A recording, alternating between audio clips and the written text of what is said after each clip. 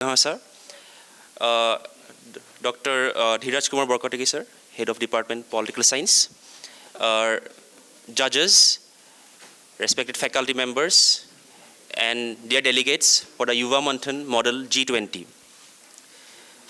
We are assembled here today for the second YUVAMANTHAN or the YUVA SAMVAD Model G20 conducted by the Department of Political Science in association with NSS YUVA SAMVAD. Without further ado, I would like to welcome Dr. Dhiraj Kumar Borkotegi, sir, to kindly deliver the welcome address. I stand here on behalf of the Department of Political Science to offer my welcome, especially to our chairperson academics, Professor Alok Kumar Buragohai, sir, Professor Ladu Singh, sir, and the delegates who have joined us today. Well, today is a very important day for the entire Department of Political Science because we, along with the NSS, have come together to organize the YUVAMANTHAN G20, and on a very important theme of international arms market and conflicts. Well, this is a firm belief of the university as well as our department that academics does not take place within the four walls of the classroom. And we need to give space and exposure to our students so that they can make the best use of the available opportunities within the campus to showcase their talents.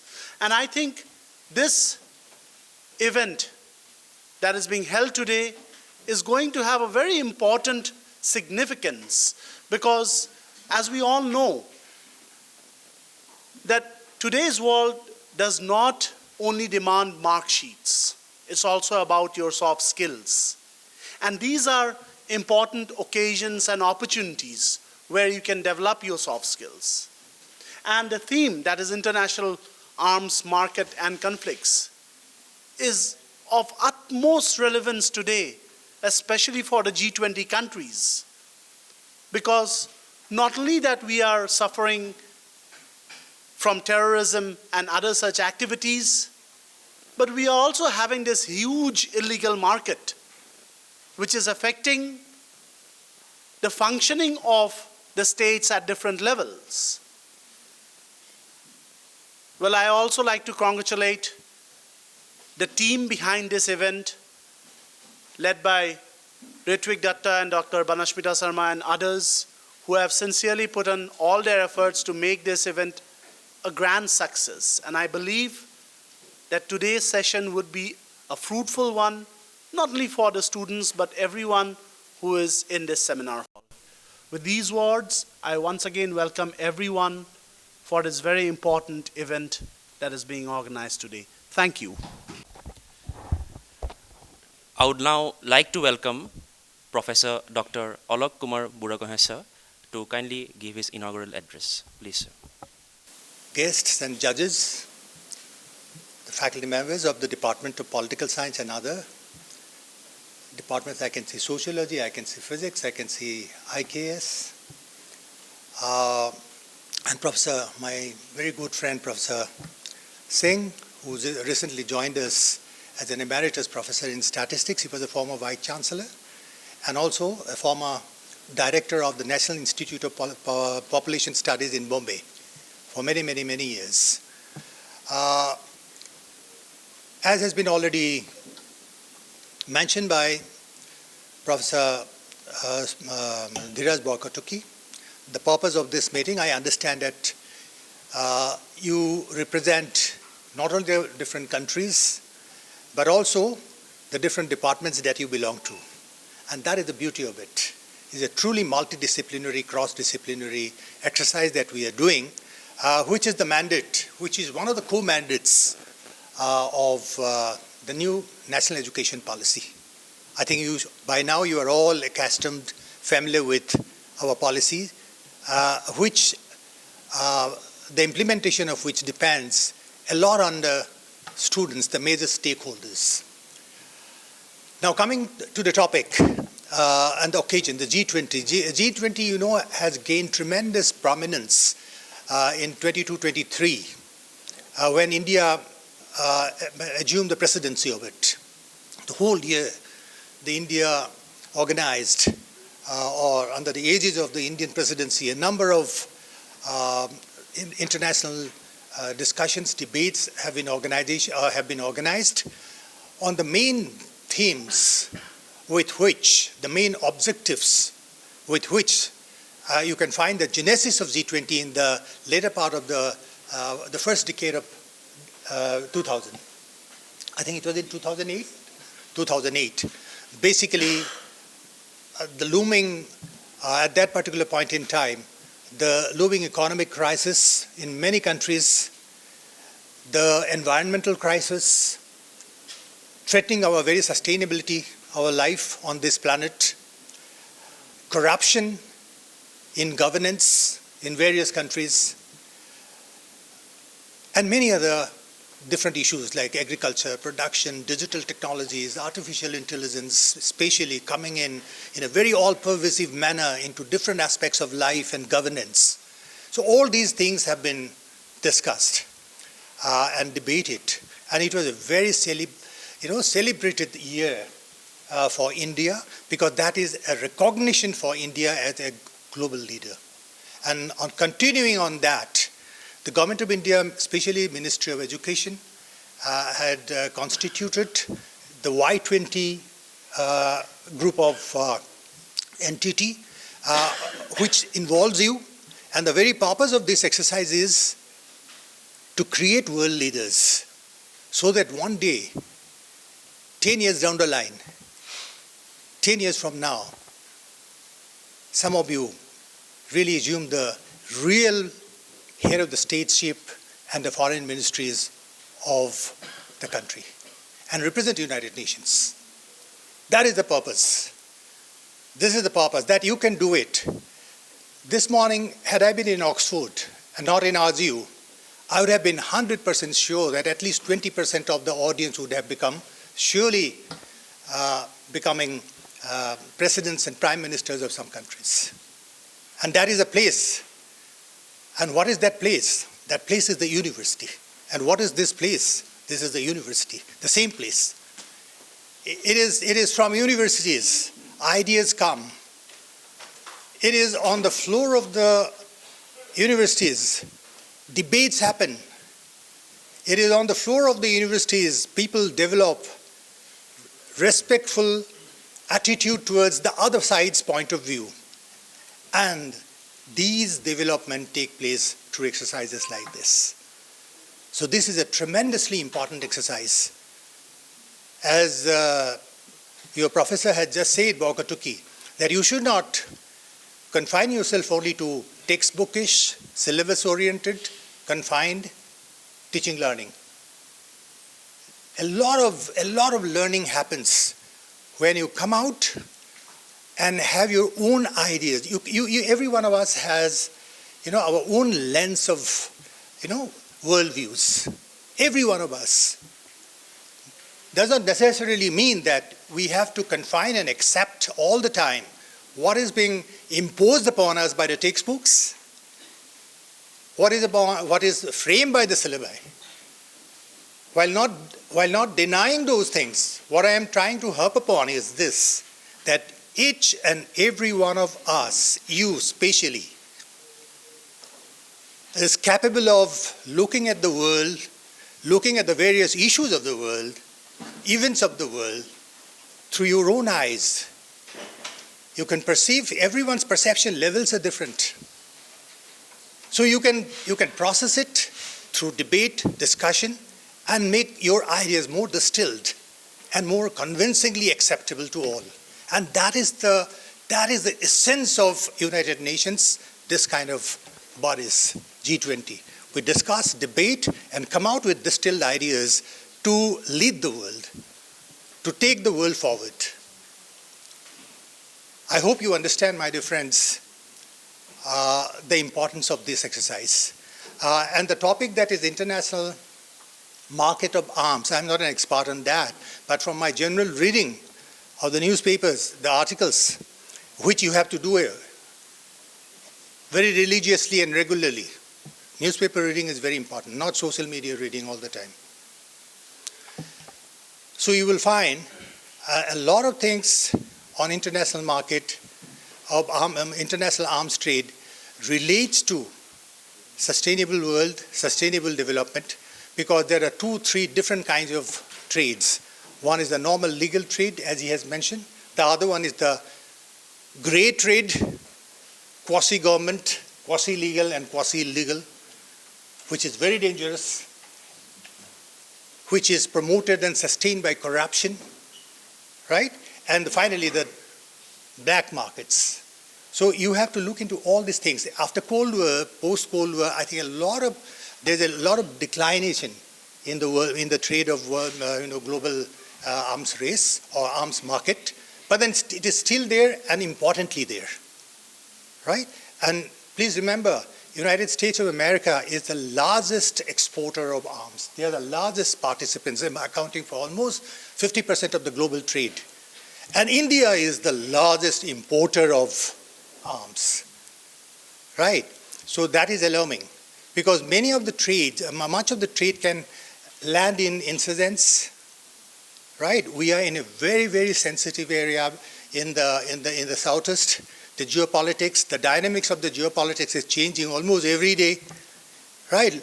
Many actors are there, non-state actors are there, as you call it. So arms trade has an impact on it, and their activity is decided. The strategies are decided by the volume of the trade that happens illegally or in an illicit manner, right?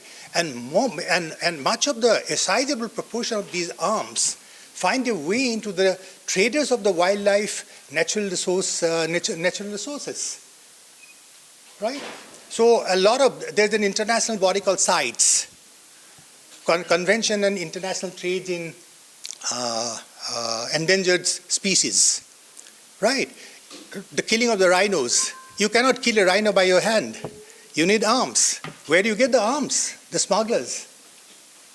So all these dimensions are there, right? And not only that, not only arms and weapons, there are services.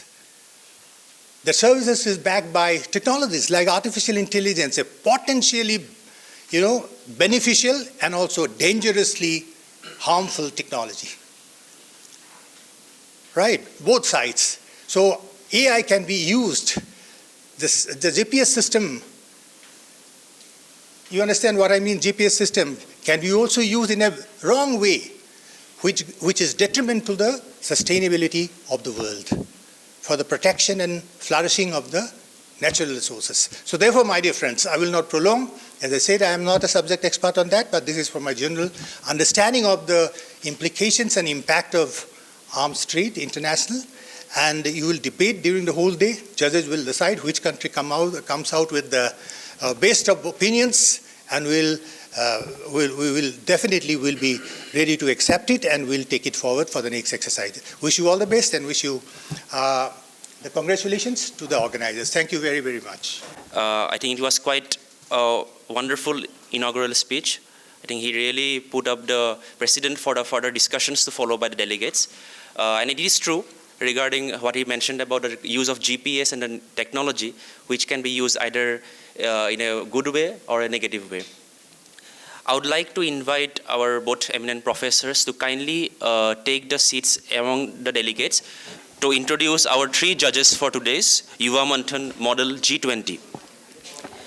We have our first judge, Dr. Prithivi Pratibha Gogoi from the Department of Sociology. Our second judge, Dr. Gitandal Deka from Department of Physics. And our third judge, Dr. Saswati Bordoloi from the IKS.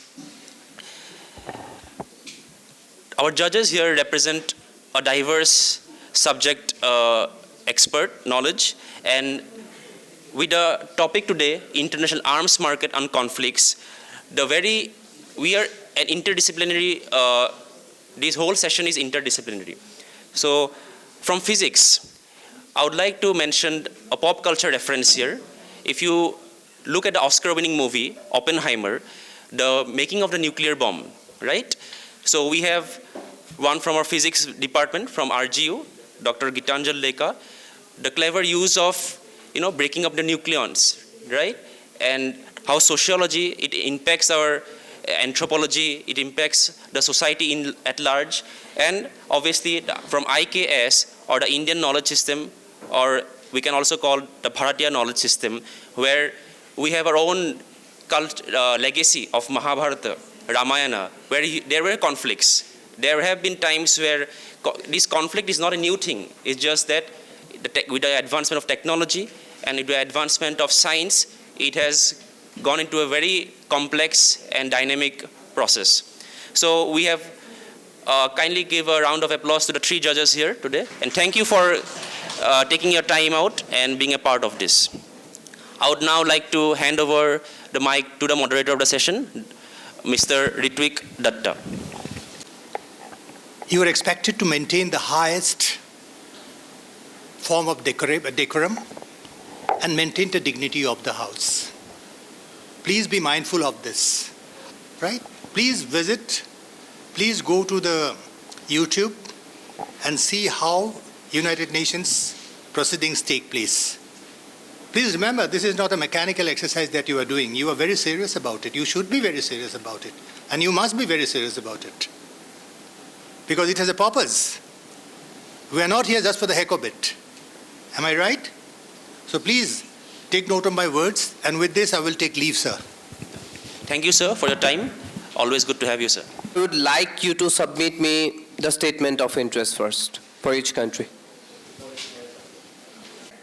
And you have to raise your placards before speaking. And judges, you have to look at which country is speaking, not the foreign minister or head of the state. That is not very important, but which country is speaking.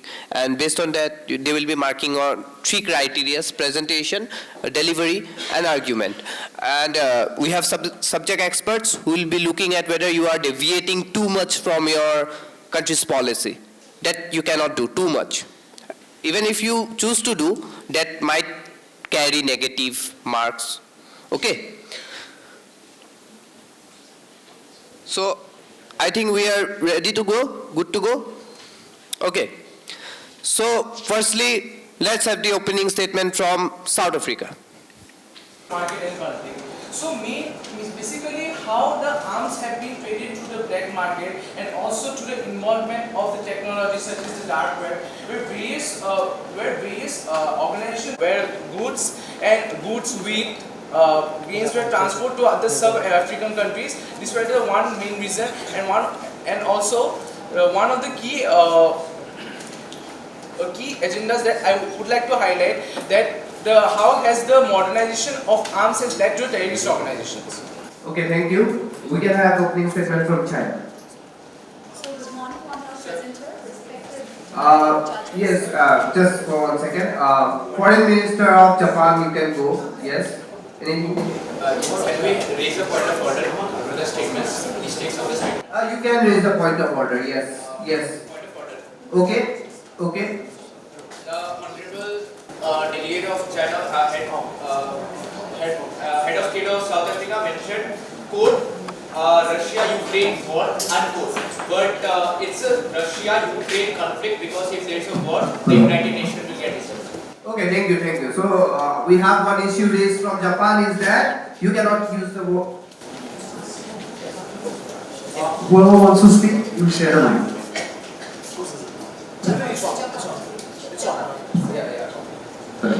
Okay.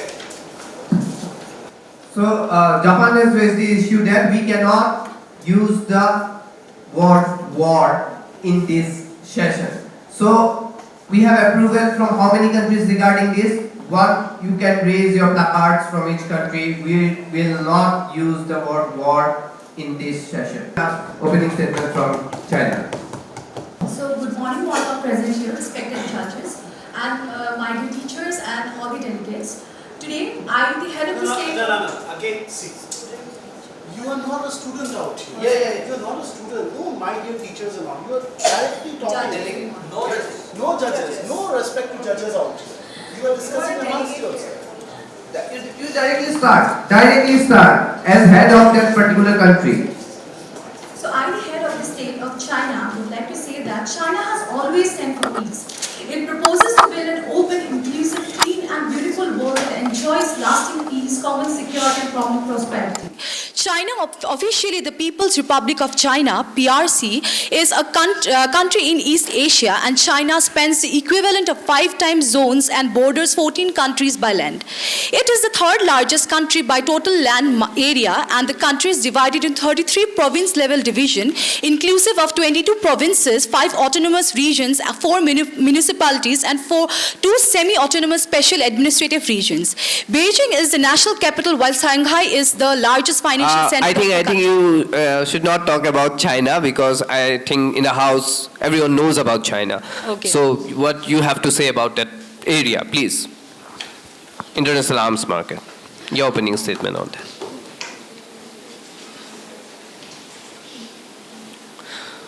Okay, so I think China, you have nothing to say?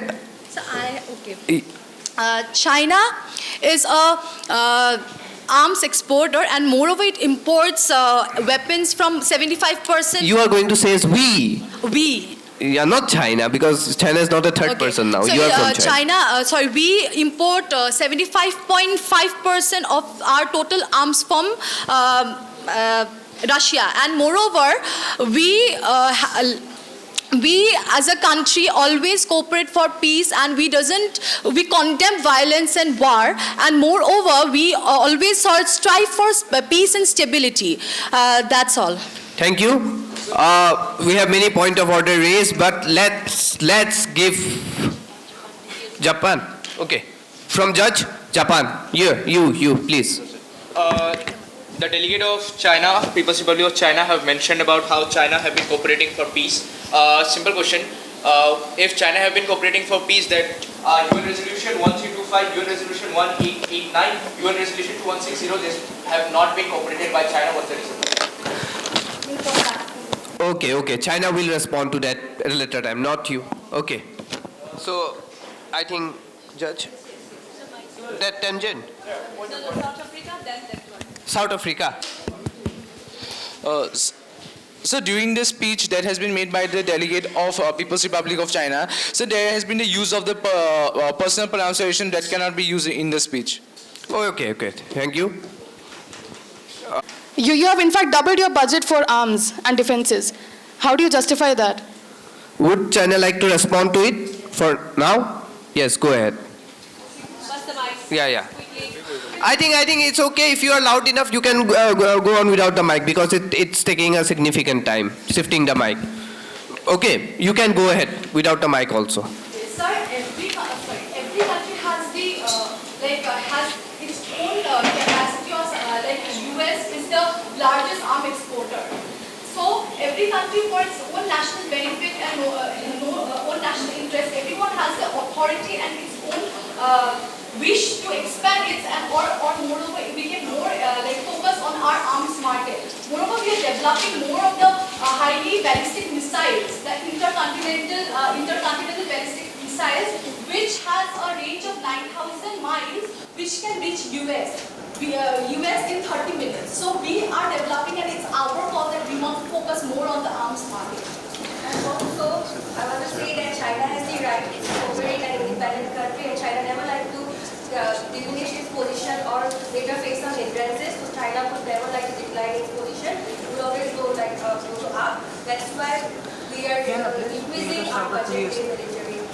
Okay, thank you, China. I think I'll come back, but let's have the opening statement from Brazil. First and foremost, the Federative Republic of Brazil would like to extend its gratitude for being able to host the annual G-20 session of the 2022 year. And I would also like the Federative Republic of Brazil would also like to welcome all the delegates, representatives of the states, as well as representatives of unions that represent the states. We acknowledge the Federative Republic of Brazil acknowledges that G-20's role initially was economically based, and it was supposed to serve the interests of the member states. However, in our changing geopolitical as well as economic times, it has gone beyond that. It has gone outside of the roots of the economic sphere. Due to the economic interconnected nature and conflicts and its consequences. This has greatly impacted the economic stability and the demographic statistics of various regions of the world. Alongside human agony and suffering, which cannot really be ignored. Conflicts such as the Ukraine-Russian conflict and the Israel-Palestinian conflict are contentious issues that must be resolved. The former causing a great deal of economic instability across Europe as well as the wider world, and geopolitical upheaval which was enjoyed in the 21st century. Thank you, Brazil. I think we can go with Japan. Opening statement, please. A warm greeting to everyone present here. It's important that in this moment when we highlight and major issues of the world, it's important that we understand the importance of these arms and how they have been affecting and increasing the conflicts in this modern world. First of all, let me remind People's Republic of China and condemn them for their statements making direct threat to the United States of America. This is a clear violation of multiple UN charters and resolutions. It's a shame that the People's Republic, delegates from the People's Republic of China have been making such statements that we have intercontinental ballistic missiles which can fly to the United States of America in 30 minutes. Here, when we talk about peace, first of all, the delegates mentioned, about that we cooperate for peace, and the very next moment after just 30 minutes or 30 seconds, they just mentioned that our missiles could reach United States of America in just a few minutes. It's a clear violation, and that is a clear violation of UN Resolution 1888, 2122, 2242, and 2493, and we clearly condemn them. We also urge all the states here that we cooperate for peace. Thank you, Speaker, sir. First of all, First of all, the state of Japan congratulates Africa to be a part of this G-20 committee, and the credits should also go to India for promoting the same. Welcome. Sir, Japan has always advocated for peace and protection of every country. The sovereignty of every country should be protected, and that has been the motive of Japan, not only for us, for each and every other country also. And also, we urge this committee address the violation of this sovereignty. For example, how does China do with respect to the 9-9 and threatening the territorial integrity of Japan and any other neighboring states combined? Honorable Speaker, sir, we urge this committee to especially talk about curbing the menace of inclusion of business into conflicts. Okay, thank you, Japan. We can move on with this country. Argentina, please. Opening statement. Argentina. Argentina would like to stay on the international arms market conflict. Recognizes the interconnectedness between the international arms market. We recognize the interconnectedness between the international arms market and conflict. Our nation believes in promoting peace and stability globally, and we understand the critical role that the responsible arms trade plays in achieving this goal. We firmly support efforts to regulate the international arms trade through mechanisms such as Arms Trade Treaty, as we advocate for transparency and accountability in arms transactions. We encourage all the nations to adopt measures so that to ensure the traceability of arms, in order to ensure traceability of arms from production to end the users, in order to prevent their diversions into the wrong hands. I think this has been Argentina has raised a major issue is about the traceability of arms. How much support we have in the House regarding the traceability of arms? Two countries, please raise the country placards. Country placards. 1, 2, 3, 4, 5, 6, 7, 8, 9, 10, 11. Okay, we have that in the resolution. That there should be traceability of arms in the market. There should be traceability. I think you can also, judges can look at how much support a particular country is guarding. Okay, very good. And then let's have opening statement from Indonesia. Good morning, everyone. I, the head of state of Indonesia, want to have an have a talk on the issue about the notion of terrorism that increase and the arms trade that put to the missiles exploration.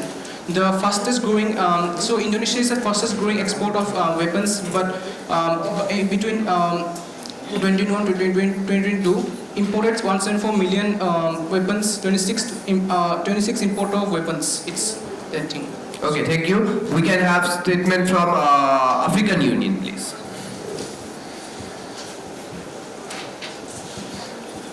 So, good morning, and I want a very warm I welcome you all in this community. And first, the African Union would like to state its interest. So basically, the African Union is very determined to take up the multifaceted challenges that we confront in our continent and people in the light of social, economic, and political changes that has been taking place around the world. And African Union is mainly concerned that the truly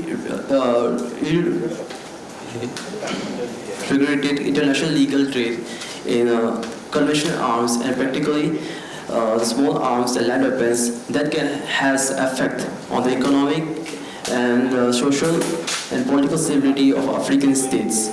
And African unions are also concerned about the threat of the diversions of conventional arms, including the use of the heavy weapons and whether it's illegal or from the illicit market. And lastly, I would like to conclude my statement by saying that the African Union will always try to promote international cooperation with having regard to the Charter of the United Nations and the Universal Declaration of Human Rights. Yes. We'll go ahead with the opening statement of India. Yeah, I'll come back. On behalf of 140 crore Indians, I would like to say you all Namaste. These recent months have brought forth new challenges, the insecurity and instability in the West Asia region, which concerns us all. Our coming together today is a sign that we are sensitive to all these issues and stand together to resolve them. We believe that terrorism is unacceptable to all of us. The death of civilians, wherever they may be, is condemnable. The clouds of crisis that we are witnessing today, as one family, we possess the strength to work towards peace. Today, India is prepared to work together, shoulder to shoulder, to meet the expectations of the world and of humanity. G-20 members will come together in the spirit of Vasudhaiva Kutumbakam, which means the world is one family, to have the way forward for global peace and stability. Thank you. Jai Hind. Thank you. Let's have opening statement from Italy.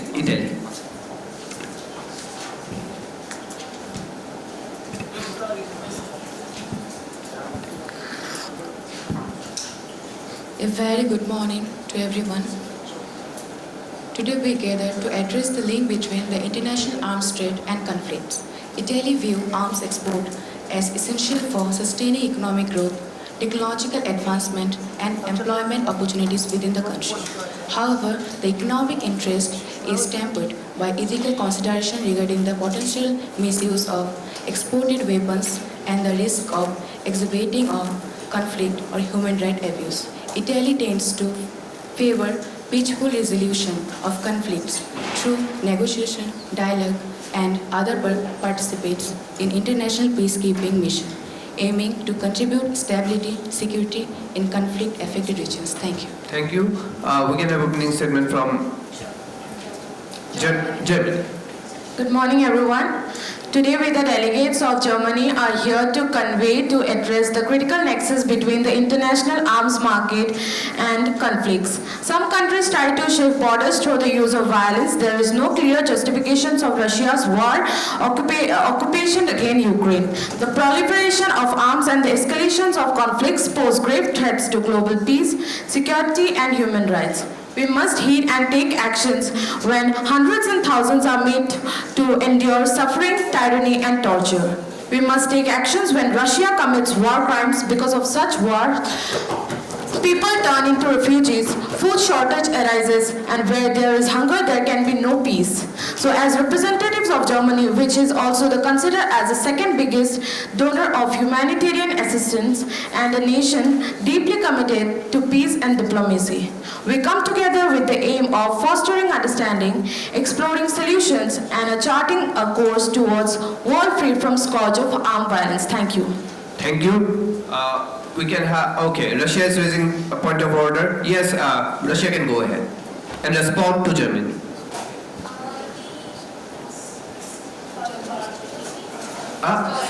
You can pass the mic. If you cannot speak loudly, use the mic. The foreign ministry used the term war crimes that Russia is committing against Ukraine, and we would like an apology because we are not committing war crimes, it's a special military operation. So you should do your research before condemning us. So, Germany, would you like to respond that Russia is only conducting a special military operation and it should not be considered a war? So, do we have approval from the House that it should not be considered a war? How many in support of Russia in that? You can raise the country placard. Please. China. China is support. So we are using war again, describing it as Russia-Ukraine war. Russia, I'll come back to you. Let's have opening statement from, yes. In today's... Yes, your country please. Turkey. In today's cause of international arms market and conflicts, we have underscored the critical need for enhanced nuclear safety measures and reiterated our commitment to regional denuclearization efforts. We strongly emphasize the need for improved nuclear safety measures and regional denuclearization. The arms industry has made significant advancement in contributing to national security, defense self-sufficiency, and economic growth. Our nation's foreign policy prioritizes regional peace and security, combating aggression, conflict prevention, peaceful resolutions, and regional ownership. We've also been on the forefront of efforts to increase awareness of the international community on the threat of aggressive forces. We have worked hard bilaterally and at the various international platforms to create mechanisms for more effective counter-aggressive measures. Our arms industry has also contributed to the national security and defense self-sufficiency. Turkish arms industry plays a crucial role in supporting their defense forces and maintaining regional stability. We therefore emphasize the importance of arms control, disarmament, and non-proliferation in strengthening stability and preventing the proliferation of weapons of mass destruction. We hope the international community will share these goals and work towards a safer, a more stable world. Thank you. We can have opening statement from Canada. Good morning, Honorable Chair, esteemed delegates and advisors. It is with great privilege to address this esteemed gathering today as we convene the G-20 Summit. Head of the State of the Dominion of Canada stand before you to shed light on the priorities of the Dominion of Canada. As a nation committed to peace, cooperation, and sustainable development, Canada has set its sight on key areas that require our attention and action. First and foremost, Canada places a high priority on peacemaking in a world marred by war and conflict. We emphasize the importance of diplomatic solutions, conflict prevention, and international cooperation. We understand the devastating consequences of conflicts on human lives and societies. Therefore, Canada is committed to utilizing diplomatic channels to address conflicts, seeking peaceful resolutions, and promoting stability. We strongly believe that through dialogue and cooperation, we can mitigate tensions and build a more peaceful world. Ladies and gentlemen, these are the priorities that Canada brings forth to the G20 Summit. We stand ready to work hand in hand with our fellow nations to address global challenges, foster stability, and promote peace and prosperity for all. Let us seize the opportunity to make a lasting impact and build a better world for future generations. Thank you. We can have opening statement from Russia. Greetings to the House at large.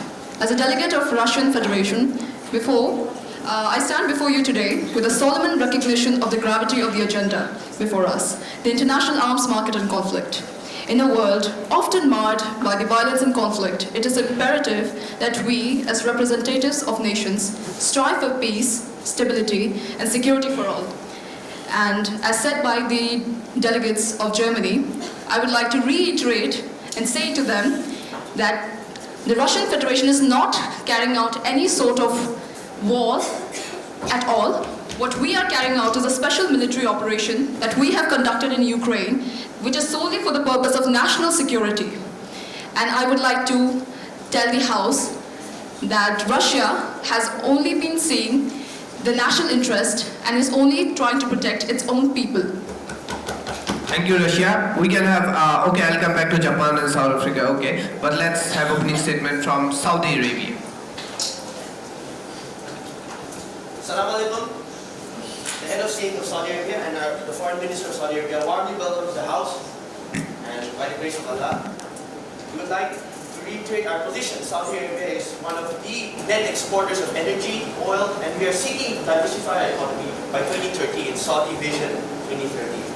And we see the arms market as a potential for Saudi military might to grow, because as the leader of Islam, because we house the holiest sites of Islam, Mecca and Medina, we see ourselves as the key figure in the Middle East to ensuring that peace and stability are maintained for decades and centuries. However, it's not true, because as we see now, tensions have flared up again in the Middle East, as well as in the nearby continent of Africa. And we warmly welcome the African Union to talk and deliberate on these issues. However, we feel that the international arms market is often a hypocritical stance and often a double-edged sword in regards to this, because as the head of state of Argentina has said, that the trace of arms is often illegal and cannot be accurately traced back, because there are many enemies, many geopolitical rivals that are funding each other, funding proxy wars. And for instance, the supply of arms to countries that are in conflict are often double standards. For example, the European countries like Germany have blocked the Eurofighter Typhoon, often citing the unfortunate death of Jamal Khashoggi and the operations in Yemen. However, if you see in Israel, these countries make up 99% alongside the United States, make 99% of exports to Israel, who are still continuing on their war path in Gaza. Therefore, we feel that we must balance this arms market, arms treaties in line with the arms treaty agreement, and we must balance it with the conflicts that are rife in this world, which will only see the Gulf us all in another global conflict. Thank you all. Thank you, Saudi Arabia. We can have opening statement from Mexico. Esteemed delegates, Mexico's involvement in the international arms market is a multifaceted and significant aspect of its foreign policy and defense strategy. As a nation grappling with various security challenges ranging from organized crime to drug trafficking and domestic insurgency, Mexico's procurement and export of arms play a crucial role in safeguarding its national security while also contributing to regional stability. We have also been part of the Arms Trade Treaty, which has helped us to visualize and raise awareness about challenges and consequences of diversion and illicit trafficking of conventional weapons, promote standards for responsible international arms trade. Our stance in international arms market and conflicts has also been influenced by its diplomatic relationships with other nations. It has participated in arms deal, military alliances, or peacekeeping missions based on strategic considerations and geopolitical interest. Thank you. Thank you. We can have an opening statement from, country? South Korea. Ladies and gentlemen, the Republic of Korea stands before this esteemed assembly with a solemn commitment to address the pressing issues surrounding the international arms market and conflicts. The international arms market represents a complex ecosystem where supply and demand intersect with the geopolitical dynamics and the economic interests. We are known for our robust defense industry, and we understand the dual responsibility of ensuring national security while also advocating for peace.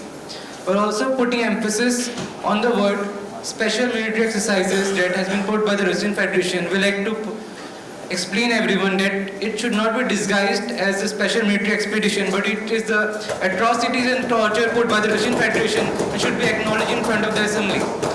We, the Republic of Korea, would like to advocate for international peace, and also we urge the assembly to engage in the constructive dialogue and collective action to address the challenges posed by the countries. Thank you. Okay, Russia can respond to that later on. Let's finish with opening statements. Yes, we can have opening statement from France. Bonjour à tous, mesdames et messieurs. It is an honor to address you today as the President of France at this critical gathering of the G-20. The conflict of Ukraine highlights the crucial role of our nuclear forces in Euro-Atlantic security. It underscores the necessity to maintain a strong deterrent. I repeat, a strong deterrent to prevent large-scale warfare, safeguard France's freedom of action, and protect its vital European interests. It's high time that we establish an economy focused on defense, and it's essential to effectively mobilize all national resources for a wartime scenario. This entails organizing French industry to support long-term war efforts, meet armed forces requirement, and aid partner if needed. Thank you. Thank you. European Union, please. The European Union is a unique economic and political union between 27 countries. The European Union is a strong force for disarmament and non-proliferation. We have support over a dozen of non-proliferation and disarmament treaties and regimes that keep the world safe from weapons of mass destruction and better control the movement of conventional weapons, including small arms and light weapons. The European Union's joint foreign policy and security policy designed to resolve conflicts and foster international understanding is based on diplomacy and respect for international rules. Trade, humanitarian aid, and development cooperation also play an important role in the EU's international role. EU's foreign and security policy seeks to preserve peace, strengthen international security, promote international cooperation, and lastly, develop and consolidate democracy, the rule of law, and respect for human rights and fundamental freedom. Thank you. Thank you. We can have opening statement from USA. Good morning, Mr. Speaker, and all the members of G20 nations. Promoting freedom and democracy and protecting human rights around the world are central to US foreign policy. USA being one of the largest players in the global arms trade and defense industry as a major exporter, it accounts for 40% of the global arms trade, supplying various countries with a wide range of military equipment including aircrafts, air defense systems, missiles, small arms artillery, and establishment of industrial military complex and even transfer of technology to its close ally nation. Additionally, we has a complex system of regulation and controls governing arms exports aimed at balancing both national security concerns and global concerns, so our weapons don't fall in the wrong hands like anti-state bodies and a militant organization, which is a global issue in the contemporary world. We also seek diplomatic relations with our ally and many underdeveloped countries and advocate for global peace, trade, and sustainable development. Thank you. Thank you. We can have a statement from Australia. Good morning to all delegates and speakers, sir. Weapons of war and brutality of mass destruction at times used as instruments in the balance of power, but at worst they are the tools of tyrants. Before Russia's war in Ukraine, arms sales in the world were down at 4.6%, with a few exceptions. According to SIPRI, one is the weapon sales to Europe, driven by the deteriorating relations with Russia. Another is the arms sales to Oceania at 62%, in particular to Australia. We have fueled our tensions with the establishment of military bases of China around our oceanic water bodies. Moscow's top customers are China, which is a world power notably absent from the host of countries, which have in fact placed sanctions on Russia for waging war on Ukraine. The weapons business is not primarily geared towards values anymore, it's geared by value. We have been living in an amazing era of peace for the last decade. We saw it in the budgets. The defense budget of the EU members was around 3% of the government budget. A historical miracle for most of the history, because in times of the kings and emperors and sultans, we've seen that the defense budget was about 50 to 80%. However, now we are at a race to the bottom where a country doubles their budget and other countries feel threatened and insecure and they double their own budget. Thank you, USA. We can move on with Australia. We can move with this UK. Sir, can we have can I speak some more? Judges. Sir, I want to make a statement. Okay. USA wants to make a statement. Let's go ahead and hear. Sir, Australia. Oh, sorry, Australia. Yes, sir. Yes. So Romania has started an emergency iodine pill production program which helps block radiation from poisoning in event of a nuclear blast.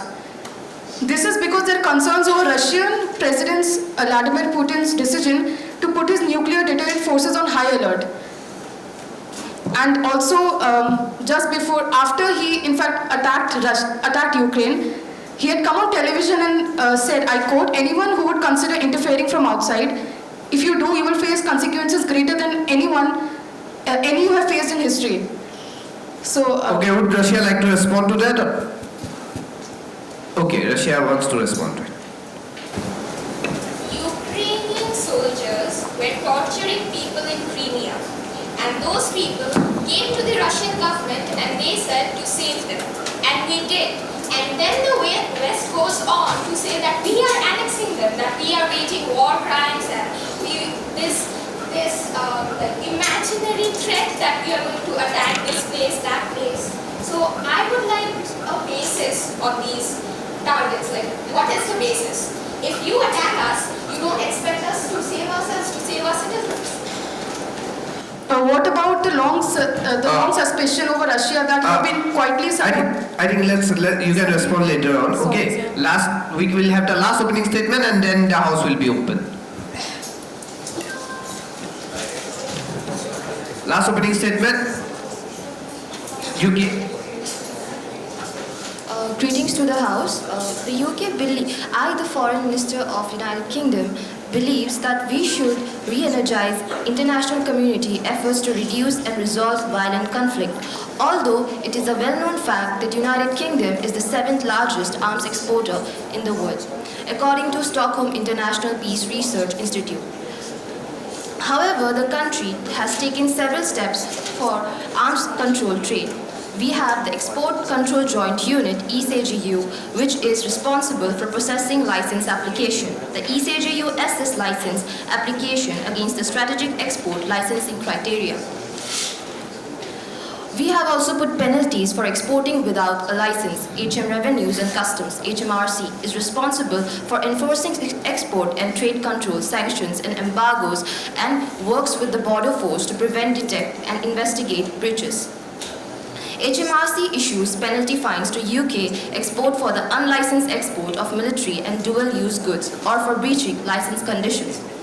We have also 4 committees which have an interest in arms export as part of their responsibility to scrutinize their respective government department. The 4 department committees are the Defense, Foreign Affairs, Business and Trade International Development Committees. Okay, thank you. So we are done with the opening statement. Now the house is open, so you can raise your placards to speak. So how many we have? Let's go on with European Union. Okay. European Union, please. We will need the mic. Okay. We all know that the invasion of Ukraine by Russia is a war, but Russia... Sorry. We know the invasion of Ukraine by Russia is a war, but Russia believes that it's a military operation. But I have data from Statistica.com that the number of civilian casualties in Ukraine during Russian invasion from February 24, 2022 to Feb 15, 2024 is 10,582 dead and 587 were children. Okay. And also, that is why I want to pass a resolution calling for ceasefire between Russia and Ukraine and introducing demilitarized zone. Okay, European Union is proposing a ceasefire and a demilitarized zone. How many are in support? Please raise your placards. Your country placards, please, so that I can count. 1, 2, 3, 4, 5, 6, 7, 8, 9, 10, 11, more than 50%. So, okay. So, immediate ceasefire in Ukraine and a creation of demilitarized zone. Please write it in the resolution. Thank you. And now we can go ahead with with USA. I think USA, please. Saudi, okay. The first session should be concerned with the arms market and conflicts deliberation should come later. The conflicts deliberation should come later, and we shall discuss about the proliferation of arms and Yes, the first. It's not the right, I feel this is not the right time to bring this. Okay, Saudi Arabia is proposing that the first session should be related to the arms market only specifically, and we should not deviate from that issue. How many countries are in support? Please raise your placards. We have 1, 2, 3, 4, 5, 6, 7, 8, 9. Less than 50%. I'm sorry, Saudi Arabia, that you can deviate from that issue since we do not have much support in the House regarding that. Yes, I think Japan. You can go ahead. First of all, it's very important to highlight very one comment from the delegation of Russian Federation. Quote, special operation. First of all, it's very unclear to the delegation of Japan to understand how that is a special operation by the Russian Federation when Diripura medical clinic have been blasted, while 17 have been wounded. The Kharkiv 7 schools have been attacked, 5 medical clinics in Kharkiv. In Kiev, around 7 medical clinics, 2 schools, 5 primary schools, and in Layout, about 18 plus schools have been targeted in the region where there was no, from that 50 kilometer there was no nearby military operation. It's a clear violation of multiple UN resolutions, highlighting the UN resolution 1889, UN resolution 2467, November 1950 resolution 377B, and we clearly condemn the statements by the Russian Federation that it's a special operation. Rather, it's not a special operation, it's an invasion. Okay. The foreign minister mentioning these issues, the foreign minister will continue further. Okay, thank you. USA, please. We would like to state that the Russian Federation has been stating that this is a special military operation going on right now in Ukraine. Everyone who has a basic sense can see with their motives what happened in Bucha, in Mariupol, in Odessa, what they are doing. Okay, I think let's since we are speaking about Ukraine, but we have the second session totally for the conflicts that we are going to talk about. So let's talk about the supply of weapons. How is it influencing this conflict? Let's restrict it to the supply of the arms. Since we have this theme, arms market, we have to talk about the supply of arms and which country have the interest in what. Yes, please, Russia. The resolution was passed for the ceasefire in Ukraine. Russia would also like to ceasefire if USA stops providing arms to Ukraine and the NATO stops helping Ukraine, because it's not Ukraine who is fighting this conflict or as war that everybody is calling it. It's not Ukraine, but it's USA and the NATO allies, which is using the Ukrainian lives, and they are the ones who are killing the Ukrainians. It's not the Russians. It's not we are protecting our people, and it's you who do not want to risk your own people's lives and you're using Ukrainian lives. Okay, thank you. Would USA like to respond to it? We would like to state that they tend to use this anecdote that we are the one instigators of violence in Ukraine. What they did in 2014 by annexing Crimea, it was the precedent to violence in Ukraine. I think USA are not responding to the fact that Russia has raised the issue about the supply of weapons.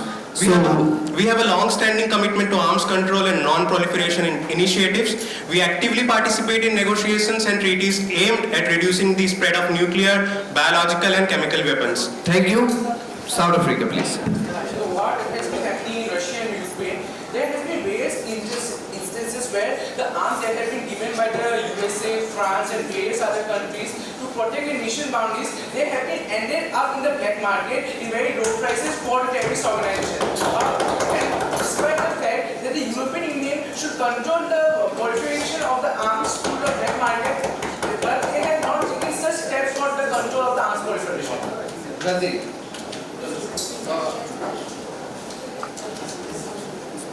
South Korea, South Korea first. Yeah. Mike. How's the mic? Mike. If you're loud enough, you can speak.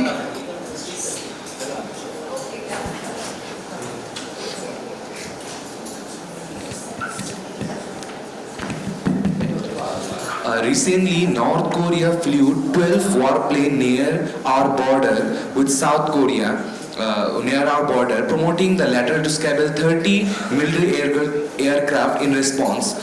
Basically, the region is Pyongyang and Seoul. The tension have arisen sharply on the Korean peninsula as North Korea recently barrage of missile tests promoted South Korea, the US and Japan to conduct joint drills in response. An important question is that North Korea exactly copied Russia's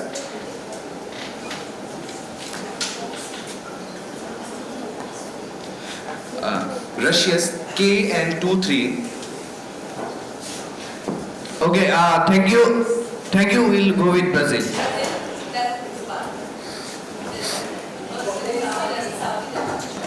Yeah, Brazil. Brazil would like to raise a point of interest. Yes. The head of state of the United States of America. Oh yeah.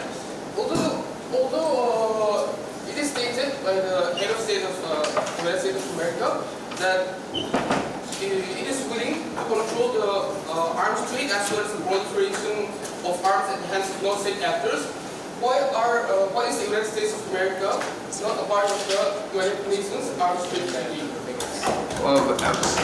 Big question to the United States. Would the US like to respond to it? For now, yes, US can respond to it, since a direct point of interest. Yeah, but it's a point of interest. USA, if it seeks to respond, it can respond to it.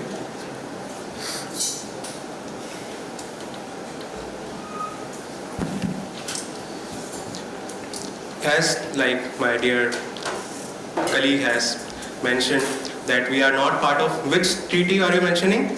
United Nations Arms Trade Treaty. Arms Trade Treaty. So I would like to delve into that philosophical aspect, how like we are, like all of the nations like saying that we are the instigators of conflicts around the world.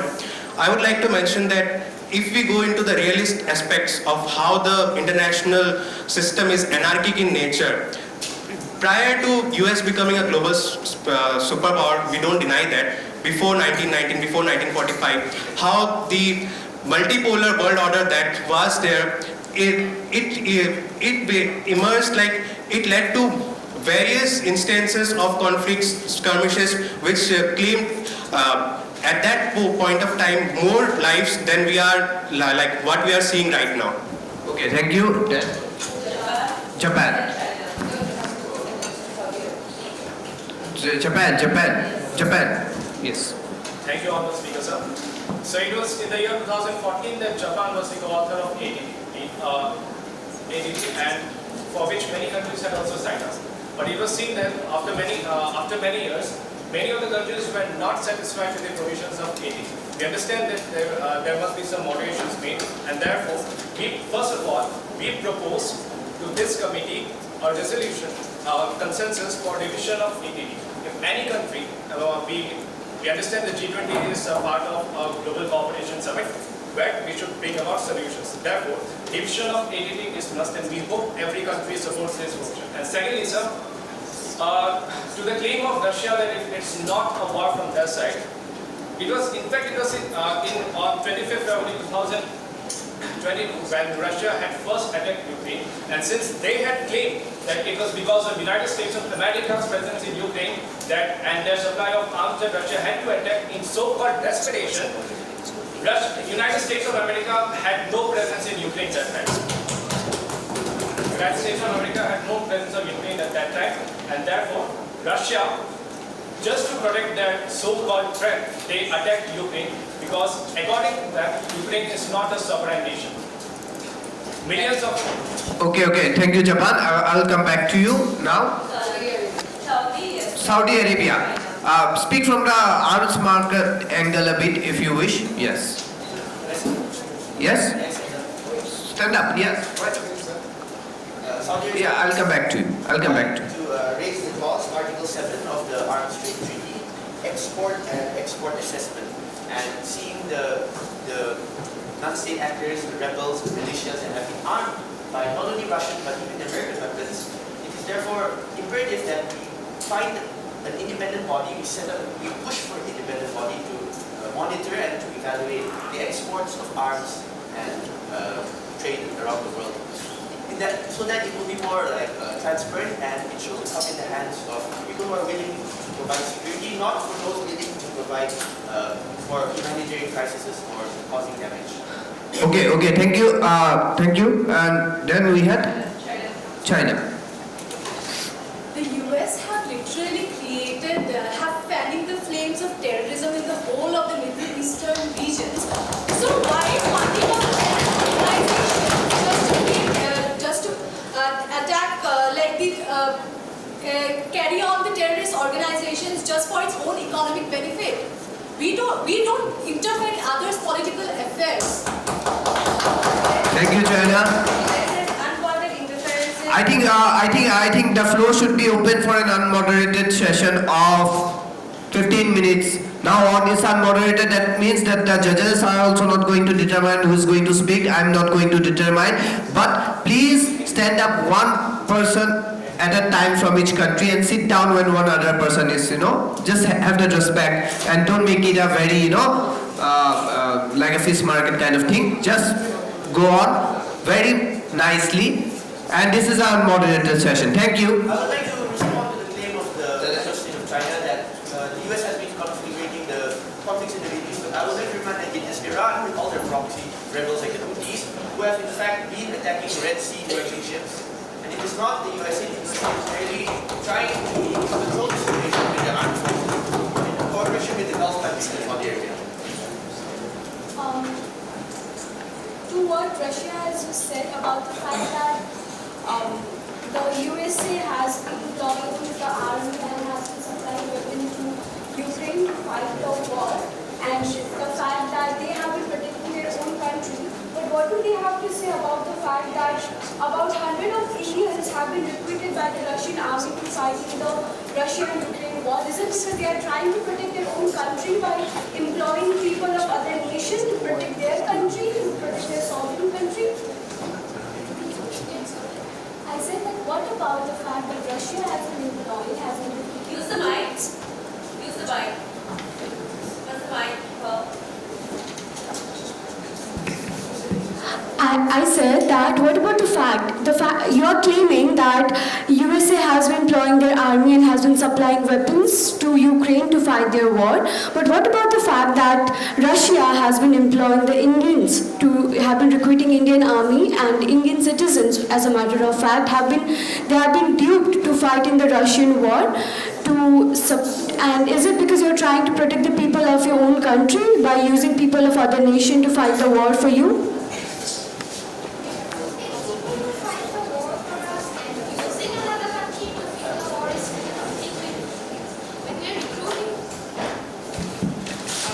Yeah, as I said, recruiting people in our army, recruiting people in our own army to use for the conflict is different, and using another country so that you don't want to lose the lives of your own people is two different things. We can use them.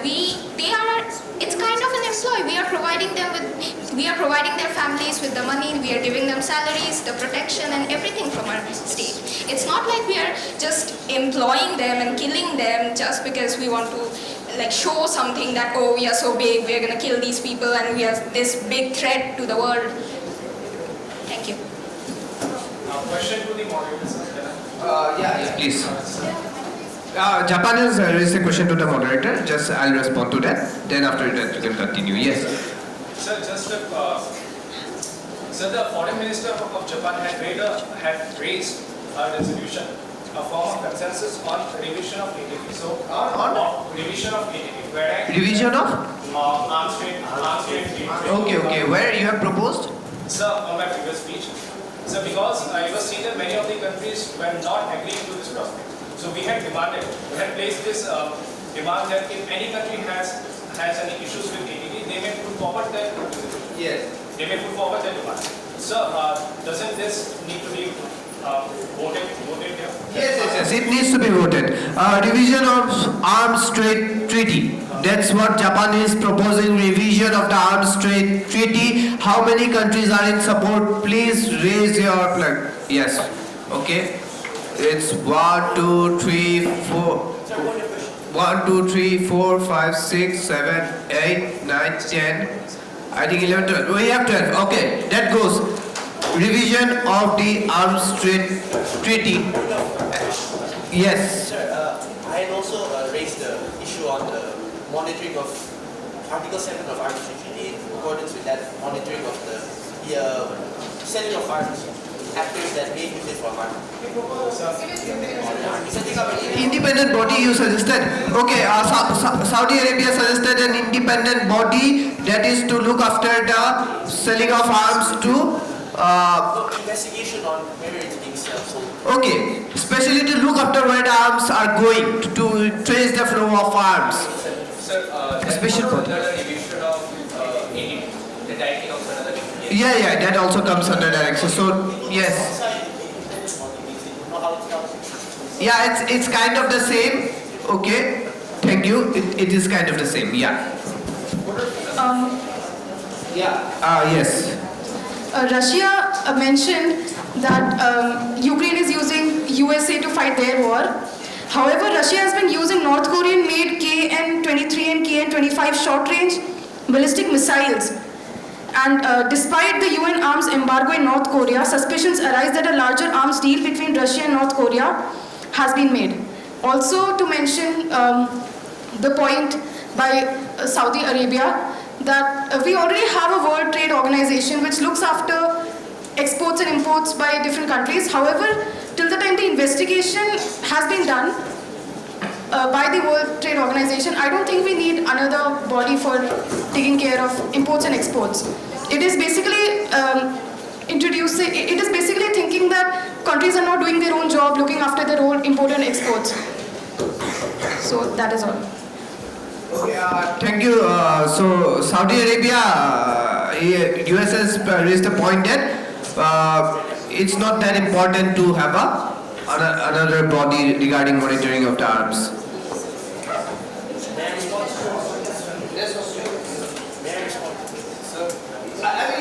This is unmoderated. Yes, unmoderated. Thank you, Australia, for raising the concern. North Korea's armed display has remarked a question about the international security between the borders and also Russia helping such minded people, which is probably a threat to the international security.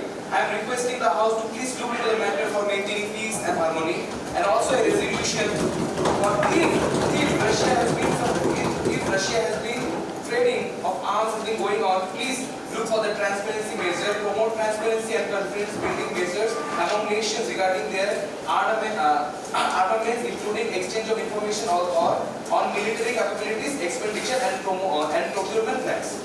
Okay. How many are in support regarding this resolution? We have 1, 2, 3, 4, 5, 6, 7, 8, 9, 10. I think 11. Okay, so that goes. Please read it out to him. What is it? Read loudly. Read loudly. Transparency measure promotes transparency and confidence building measure among nations regarding their armament, including the exchange of information on military capabilities, expenditure and procurement plans. Okay. Thank you. Your country, which country it was? South Korea. Okay, South Korea's resolution goes. Yeah, unmoderated session. Go on. US made a statement in its opening statement that it makes sure that organizations are more like militant organizations should not get that the militant organizations should not get access to arms. But Turkey's main concern is that this is actually supporting the PKK, YPG, SDF terrorist organizations. And being a member of NATO, we urge US to provide sincerely support and fight against terrorist sources. This is harming the security of Turkey, and we strongly condemn it. And we request US to stop the backing of these terrorist organizations. Just like Turkey mentioned, even Brazil believes that the certain West countries who are literally funding literal genocide as taking place in Gaza. Since the August first ceasefire Russia-Ukraine war, then why are they having a hard time calling for a complete ceasefire in Gaza today and opening corridors so proper humanitarian aid can be given and not something that is dropped on the sea and that results in the killing instead of feeding them? I would like to respond to the native state of Australia concerning the World Trade Organization and what I had Saudi Arabia has proposed. So the World Trade Organization deals with economies, but this is something completely different. This is an extension of geopolitics, through the funding of proxy wars, through the funding of influence. Therefore, to not inflame flames of war or terrorism war, there should be a regulation, there should be a proper committee set up, and every nation should ratify to it. And I would like to also point out, as the head of state of South Korea said, about the transparency of transfer of technology. However, we feel that many countries, especially the USA and the UK, who own jet fighter technologies, for example, they are not willing to share or even to co-develop. For example, the UK, Italy, and Japan are still hesitant to include Saudi Arabia in their latest jet fighter program. So the details of which I should bring up, but we are still in the pending process of trying to get into the jet fighter program and developing them. But firstly, I would like to counter the accusations made by the People's Republic of China, how they are mentioning that we are the major provider of arms. The Politburo's official national strategy states that they want to rejuvenate the great Chinese nation by 2049, and how they want to surpass the global influence of the USA. So what they are doing, they are mentioning that we are the instigators. They mentioned that they want to do the same and surpass the USA in doing so. So like China, you were saying about the expansionist policy, right? So China has an OBOR, One Belt, One Region initiative, the Belt and the Region initiative, through which we are developing roads and ports. We are funding Australia just for the infrastructure development of Unmoderated and more economic benefits. We are giving low interest loans to Pakistan for its infrastructure development. Moreover, it's creating employment in the country, and we are not funding. We have an ideology of non-interfering in other political affairs, which you think as superpower has, and doing it in every other state's political affairs. The delegation of Japan, first of all, clearly condemns the statements which have been made by the delegate of People's Republic of China.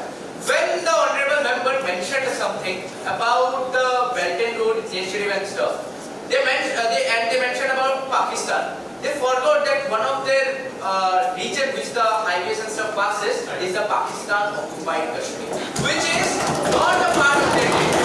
And that's a clear violation that they have been interfering in other parts. Sir, British imperialism, we don't follow McMahon line, because and we have stated that we will do that mutually, will fight, mutually will cooperate, and we'll just say we are just saying that never the North-East Frontier Alliance agency, we were just willing to give Arunachal to them just because we have, so that we have a good road connection with the northwestern part of the China, so that we develop a road and so that the economic benefit happens between European Union and China.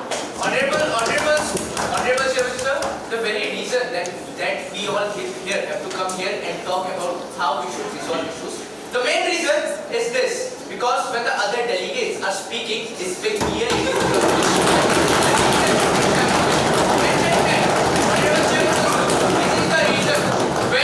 when we talk about diplomacy, when we talk about issues, it's someone else who just come out of middle and speaks, hello.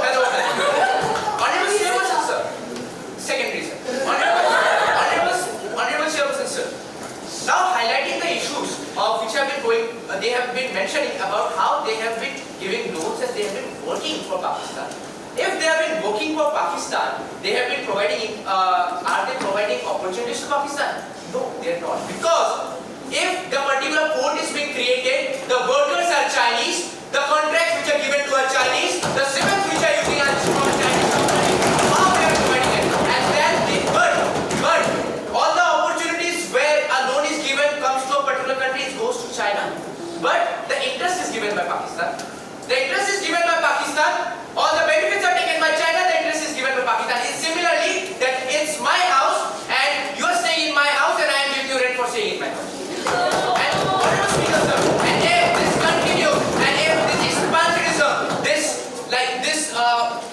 this ideology of expansionism continues, it will be a clear violation when other countries have been expanding. But not only that, Honorable Speaker, sir, I'll end with, I have a lot of points, but it will be shame for us to speak about this point because we are not giving, like when we raise issues, it's just stated that it's our land without much concern. Just similarly like the joke of the night and life.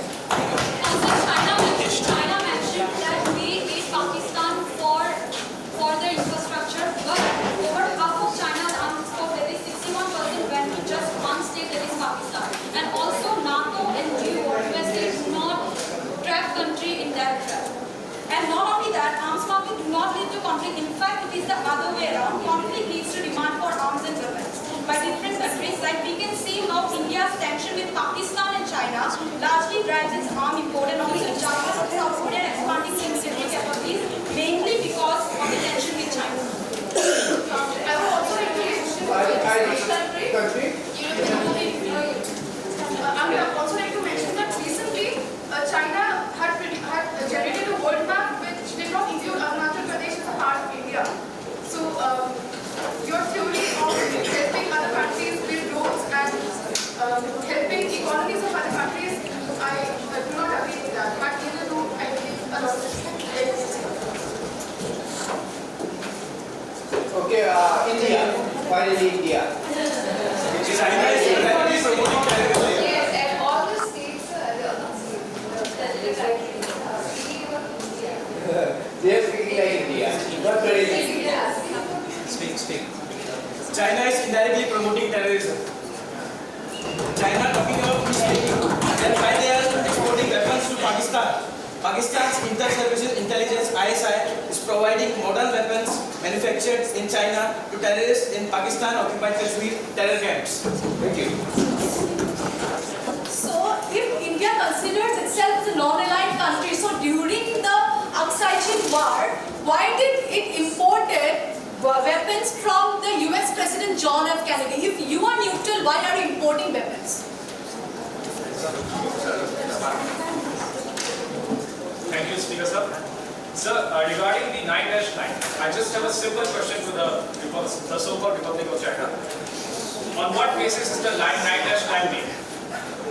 It clearly violates the right to sovereignty, where almost many parts of our Japanese have its walls under them.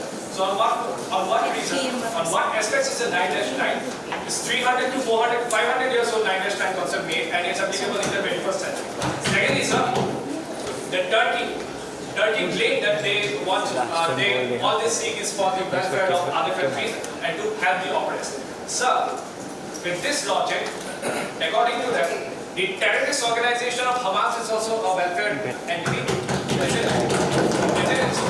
So it's found in official reports that Turkey has been supplying arms to these non-state actors like Hamas and many other and Hezbollah, and they are claiming that they stand for the right of humanity.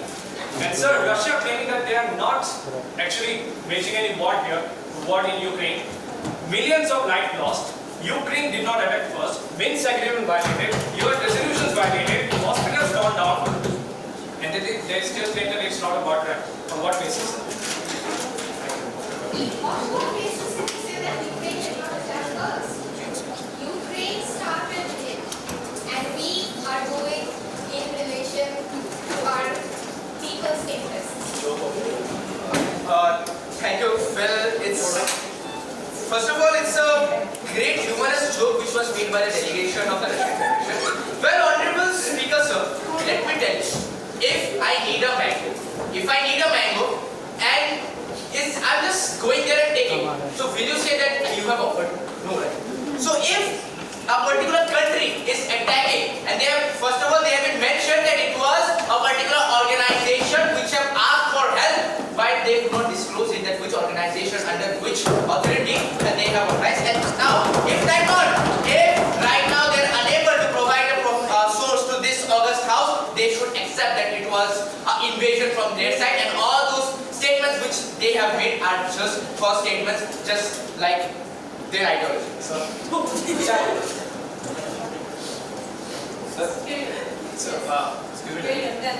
adding to the Honorable Head of the State of my nation, Sir, we talked about China claiming our rights. It's not about China. Our very good neighbor, like Russia, they have been claiming our Sakhalian Islands, saying that historically Sakhalian Islands is a part of Russia. So what history are they talking about? A history written with the pen, with a Russian pen. The ink of that pen shall not work in a Japanese paper. Sakhalian Islands was an integral part of Japan, and it will always be. And just for the welfare of not only Japan, not only for you, for the entire world, we urge Japan and China to kindly be happy with whatever territory they have. Kindly don't take over others' homes. Your home is already large.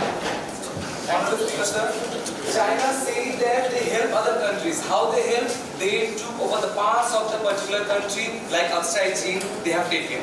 Like Aksai Chin, they have taken, like which goes against to their foreign policy. And also raising concept about the statement which have been made by the Russia, strive for peace. How Russia has been giving strive, how Russia has been using the word peace where they have been involved in conflict since a long time. And also the world knows Russia is a fake game of special military exercises. And also because to surely take their actions about the war, about the conflict which have been going on. So since Russia is claiming that they support peace and they only do the special military operations in Ukraine. So but why, if they are only doing special military operations, then why they are using 5 deadly weapons? I just want to mention that would be cluster munitions, thermobaric weapons, chemical weapons, hypersonic missiles. But why they are using them? I just want to ask the question, Russia. And I would like to ask why where's France? And I would like to ask France why they are sending mercenaries. We cannot hear. I would like to ask France why they are using mercenaries in different foreign legion in Ukraine. Okay, allegation raised by Russia to France.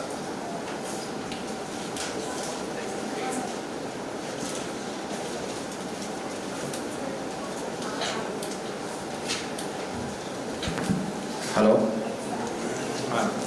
The allegation said by Russia is I totally condemn it. We are sending our foreign legion so that they can be engaged in training the local volunteers and local troops, and they have more experience in demining many parts of Ukraine where when the Russian retreated, they mine the area, and we need to demine them so that we can save the human. And last of all,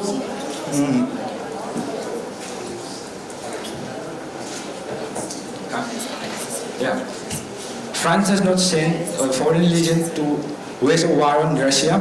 We are sending foreign legion so that we can train the local volunteers and troops, and the army, they have a more technical knowledge about demining those mines that have been planted by Russia as well as Ukraine.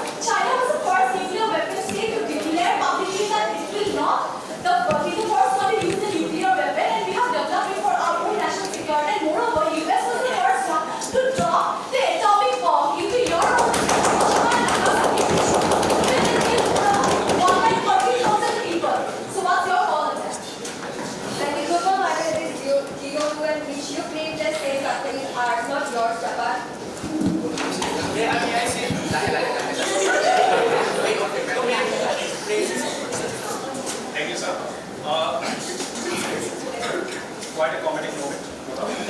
Sir, the 1800s of Japan and the 21st century of Japan is completely different. If they are so much keen about Japan, 1800s, the empire of Japan taking over Manchuria and all, what will they talk about? Was divided apart. I haven't completed, kindly don't. You have the habit of taking over our land, don't inculcate the habit of taking over our land.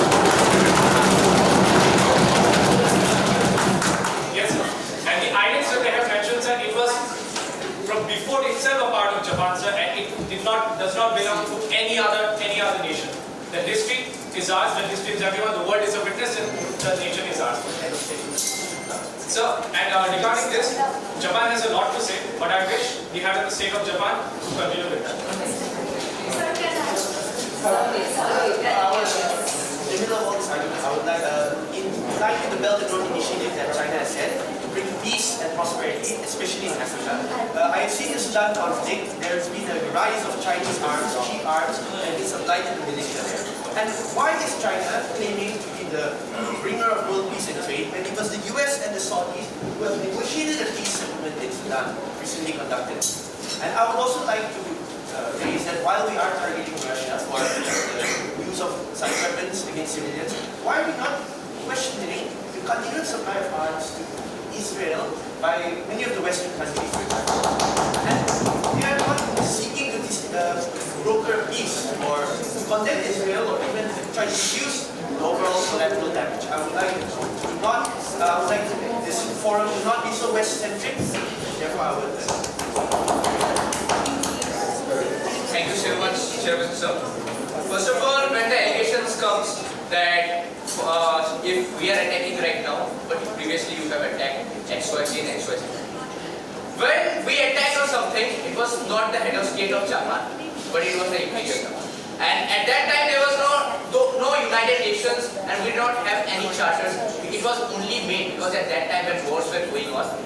To stop those wars, to stop those deadly wars, the United Nations was made, the UN Charter was made. And that reason is we are here that we are talking about this policy. If we just wanted a particular land like few other countries, we would have just went to wars, but no. We are here for diplomacy and that's how we can talk on peace. And when we talk on peace, when we have to solve conflicts, it's about diplomacy. Now, coming to one more point, X country, will not like to name that country, but X country mentioned that we will stop the war if NATO support is not there and the US is not supplying arms. Similarly, that X country is providing arms to People's Republic of China or when they have issues with multiple islands of Japan. And here I just remember when the head of state of Japan was in India for the New Delhi Declaration, we remember someone saying, "Hathi ke dikhane ke aur khane ke daat alag hai." And here it says that the statements of the X country is saying that they have different teeth, one does for showing to the entire world and one for eating, which where they are eating land of other countries. China, yes. China, yes. China, then South Korea. Do you know it's called It's very funny that Japan uses the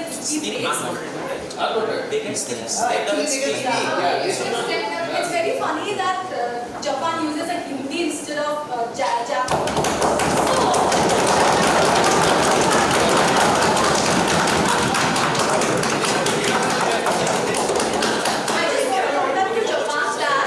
During our Tibet war, that the Khapa rebellion in 1950, so during that it was our issue that we had with Tibet. So why did India interfere and violated the Panchshir agreement and just gave political asylum to Dalai Lama? Why did it interfere? We don't interfere in others' affairs. Now mentioning, raise a point.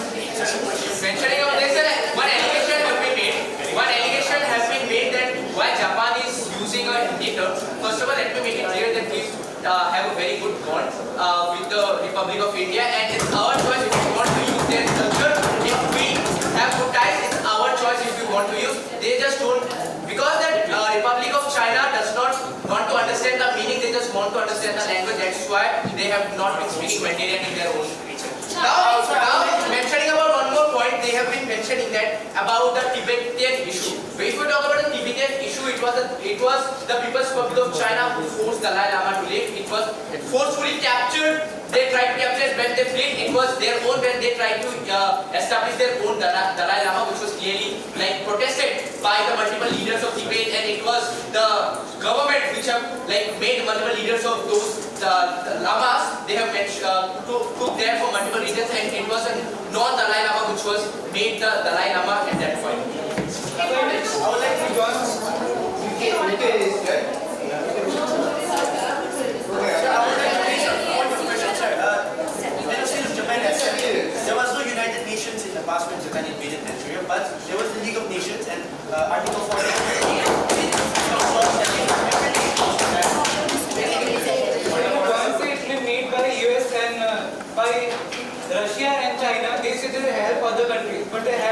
other countries strongly agree, but in the cause of ruining their socio-economic structure. Military aggression is just one element of Russian warfare. The main element behind is the propaganda based on lies and falsifications, the trade and economic pressure, energy blockade, terror, and intimidation of the global citizens. And there is strong denial of the very fact that the war against Russia, against Ukraine, despite large scope of irrefutable evidence. The whole world is in evidence, but still they deny. Because they don't have Thank you. accept the fact. We'll just have one last statement and we are closing this session. Yeah. Yeah. Sir, the delegate of Saudi Arabia, even though we have very good ties with you, but we don't expect League of Nations to be there in 1840s. It was built way before. That's the fact. Yes. We were talking about 1948, no? 1840, sir. In order to, I would like to thank Sir, in order, is the point of order in order? Yes. Is the point of order in order now? The point of order raised by the delegation of Japan is in order, right? Yeah. I would like to thank the head of state and the foreign minister of Japan for pointing out to China. Also, I would like to question China that you mentioned that you support other countries' with money and you provide employment supposedly and you help other nations develop. How would you like to answer to your military base in and around the oceanic waters of India, Japan and Australia? Where especially your Chinese base in Solomon Islands is a direct threat to sea lanes and open up Australia's east coast to direct military threat for the first time since the end of World War II. Are you trying to start on the war by just mentioning that you are promoting economic stability? Okay, I think we are closing this session. So that US, Japan, Australia and India is just not about the expansionist policy or the military expansion of China. So we are looking forward for a progressive Indo-Pacific region and we are building infrastructure around the region. Example, the development of the Shirota, the Pampalata port and so as we enable the schools, etc. An example we have also done that we have built the China-Pakistan economic corridor and moreover the One Belt, One region to connect the landlocked regions to the Middle East and the Europe. So we are using the same formula for ocean just need to trade progressively, peacefully and inclusively by developing infrastructure. Thank you. We'll continue with it in the next session. Okay. Okay. Thank you all. We'll have a tea break now. Thank you. It was a very interesting. To the topic, it will be easier for us to give marks. If you do not stick to the topics and go here and there, even if you think that you have spoken a lot, but there is no scope for us to give you mark. Okay, everyone please take it in your mind, right? So that's it. Okay, this session we are going to talk more about the countries. Okay, countries. So we'll start with. Everyone gets that result. Yeah, it has been shared. Agenda has been shared to all. You know, right? Every session has different. Yeah, agenda has been shared. Yeah, it should technically start at. Technically start at. Is this the last session? Yeah, but it is a two-part. One part in lunch. After lunch also we will conclude everything. Okay, so you have lots of time to make your marks. And judges take your time and to give the marks at the end. You observe and write in the white board as well. And one more thing, if you're participating in phase, right, that both of the members have to speak. We are giving marks on that as well. Because one is the foreign minister and another is the head of the state. So we want everyone to participate. Because only if one person is speaking, that means you are losing mark for the other one. See, that there is also the judges are taking into account. Saraswati, when we can start with this session.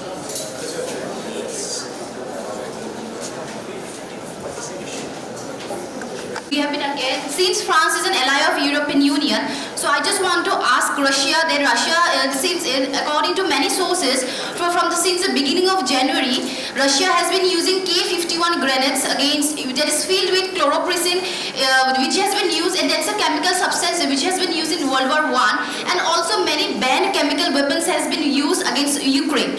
So I think it's better to help Ukraine by sending troops than using banned weapons and unlawful inhuman trafficking, doing aggression and all. So that's it. Thank you. Okay, thank you. I would also like to add, I'm the head of state of European Union. Yeah, but let Brazil speak for now. Yeah. Brazil will speak later. Yeah, okay. You speak. I would also like to add that Hamas fighters are using a variety of Soviet-era weapons designed that have been copied and manufactured by China. Now I want to question China, are they making weapon for their security, or are they making copycat weapon to sell it to terrorist organization to attack people? And Hamas weapons also include AK-47 assault rifle from China and also Russia. Thank you. Okay. Allegations raised against China, but I want Brazil to speak. Yeah. After that, we'll come to China.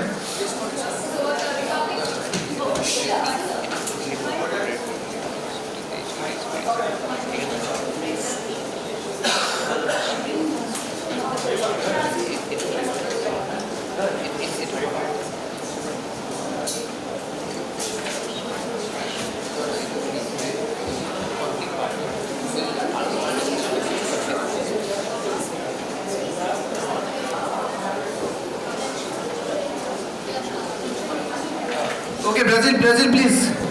Hello. Since we have been discussing the whole Ukraine-Russia war for the whole entire session, Brazil would also like to bring focus to the ongoing genocide that's happening in Palestine. And yes, Brazil refuses to use the word war because war is fought between soldiers against soldiers. What's happening in Israel and Gaza is not between soldiers and soldiers. It's against a heavily trained army forces against innocent women and children. And when we talk about children, we're talking about not just the ones that have been brought into this earth, but also the ones who died in the mother's womb. The death toll that has been taken, that has gone way beyond 30,000 with bones above 70, and we don't know how many unrecorded there must have been. So thereby, Brazil's position is very clear. It believes that there will be no peace until there is a recognized Palestinian state with mutually agreed upon internationally recognized borders, as in before the 1967 Arab-Israel war, which would include the Gaza Strip, the West Bank, and the East Jerusalem. That decision was also made, the existence of this independent Palestinian state was taken 75 years ago by the United Nations. So thereby, Brazil reforms and proposes the two-state solution in plight of the Palestinian under siege in Gaza.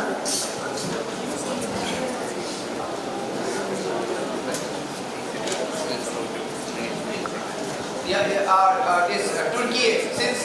By the way, sir, we just raised a motion to pass the two-state solution. Oh, yes. Which other states were supporting this resolution? Two-state solution resolution. Two-state solution in Israel and Palestine. Okay, we have lot of support. Just write that two-state solution in Israel and Palestine. Yes. Okay, yeah, Turkey, go ahead with your.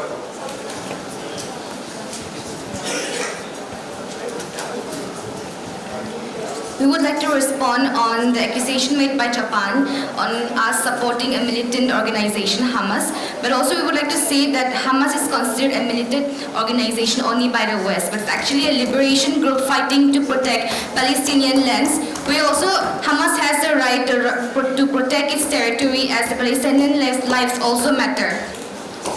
Also, Turkey also would like to say that instead of Japan focusing on Turkey for supporting the Gaza and Hamas, I would like to say that why is Japan not focusing on US, as US has openly offered to give unconditional significant military and political support to Israel, which has been occupying Palestinian territories. This means that US is focusing and it's agreeing that it is harming the lives of the women and children. Moreover, Gaza is Turkey is also giving humanitarian aid to the harmed people and the civilians in the Gaza Strip, in the Palestinians. So why is no nation opposing US and only focusing on Turkey for this? Okay, I'll give UK what's UK please, UK. Yeah, okay. But I'll come back to you. UK please. So I would like to respond to Turkey about the accusation of the US providing arms. So before that, I would like to highlight the point that Turkey is also purchasing high-tech defense equipment from Israel. But in the ongoing Israel-Palestinian war, they are supporting Palestine. Also, the Hamas were the first to attack Israel, not Israel who attacked Hamas first. Okay, South Korea, your statement. I'll come back to you. As the war is going on between Russia and Ukraine, it has been seen that the women are being raped in the war zone areas, which is a totally violation of the international human rights law and international humanitarian law in armed conflict. And according to that, the right which says that the conviction on the elimination of all forms of discrimination against women and its other protocol. Sir, according to that, I want to pass a resolution regarding of that. An armed control treaty should be passed through which it can reduce the production, trade and stockpiling of weapons such as nuclear disarmament treaties or agreement on convention, and also the universal protection of the women for the conflict zone and the war zone areas. Thank you, sir. I think that kind of resolution already exists in the UN, so we do not need to raise it again. Yes, okay. Japan, you can respond. So, as stated by the honorable delegation of Turkey about raising this, the issue of Israel and Palestine, may I remind this committee that issue of the raising of Israel and Palestine issue was done by Brazil and not by Japan. Second point of order. The delegation of Turkey mentioned that Hamas is a liberation group, quote, liberation group, unquote. But it was the foreign minister of Turkey who earlier mentioned that we do not support any terrorist organization or stuff, mentioning about the Hamas and the leaders of Hamas. Okay, thank you. Saudi Arabia, please. The head of state of Brazil has raised a resolution demanding that the two-state solution be implemented.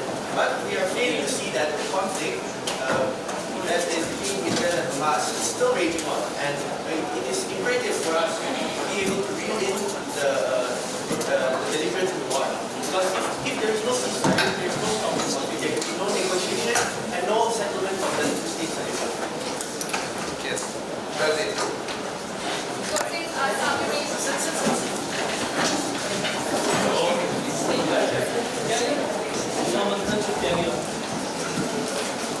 Saudi Arabia just make sure that we can think about it. So how about US actually allows us to ceasefire rather than regulating every session? Since we are linked to the need for peace, this right peace, why does anything initiate a ceasefire, a complete ceasefire, not just focus ceasefire in Israel and Palestine? And why do they not open the corridors? They allow Israel to open the corridors so that the countries that are in support of Gaza can send aid so that European Union, please. Also on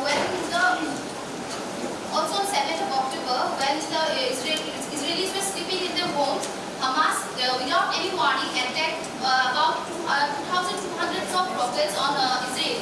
But as many of them have mentioned, a counterattack has been done. But Israelis have issued a 10-minute warning so that people living in the building or the area could evacuate. I could give an example that Fatima Bashi's family, before the Israeli strike in May this year, they have been warned they have been warned so that they can evacuate from the area. And also on August 22, 2022, a 15-minute warning was been given to Gazans before in Israel airstrike. Thank you. Okay. Question to the moderator, sir. Yes, you can ask the question. Sir, was the previous point of order in motion? The 2 point of orders stated by delegations of staff. Are they in motion? Are they going to consider? Yeah, I think so. Yes. Because Turkey, because Japan did use the word Hamas, even though they did not use the word directly to the Palestine, but they did use the word Hamas, why did they not consider it previous information? Yes. They haven't specified it, that they were mentioning the previous moderator orders. Yes, okay. You have not raised the resolution. I think you have not raised the resolution. Yeah, you have not raised any resolution regarding that. Yeah, China please. that China is never involved in terrorism. See, China has always been seriously concerned about the humanitarian problems caused by conventional weapons. Also, China is a member of Arms Trade Treaty, and China's addition to the Arms Trade Treaty is a significant step of its active participation in the global governance of the arms trade as well as in maintaining international and regional peace and stability. So in April 2023, China's solar output reaches up to 430 gigawatt, making it the largest producer of the solar energy. And moreover, the president of China have pledged that by 2060, the emission of the carbon dioxide gas will be whipped out from China.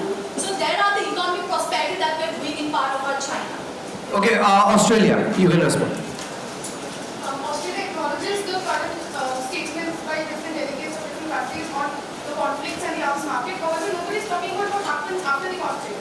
I would like to raise the notion of the immigration crisis, where Australia has been accepting and has many humanitarian laws over accepting immigrants from other countries. However, a major chunk of the immigrants are from China. Chinese themselves do not want to stay in China. What does China have to say about that? And secondly to that, immigration crisis has also been driven in USA. Because of the Middle East conflicts and everything, immigrants move to USA and cause terror attacks in USA.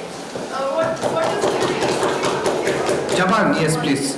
Japan. Thank you, Speaker, sir. Sir, Japan seeks to be a welfare state, a nation that thinks for the global.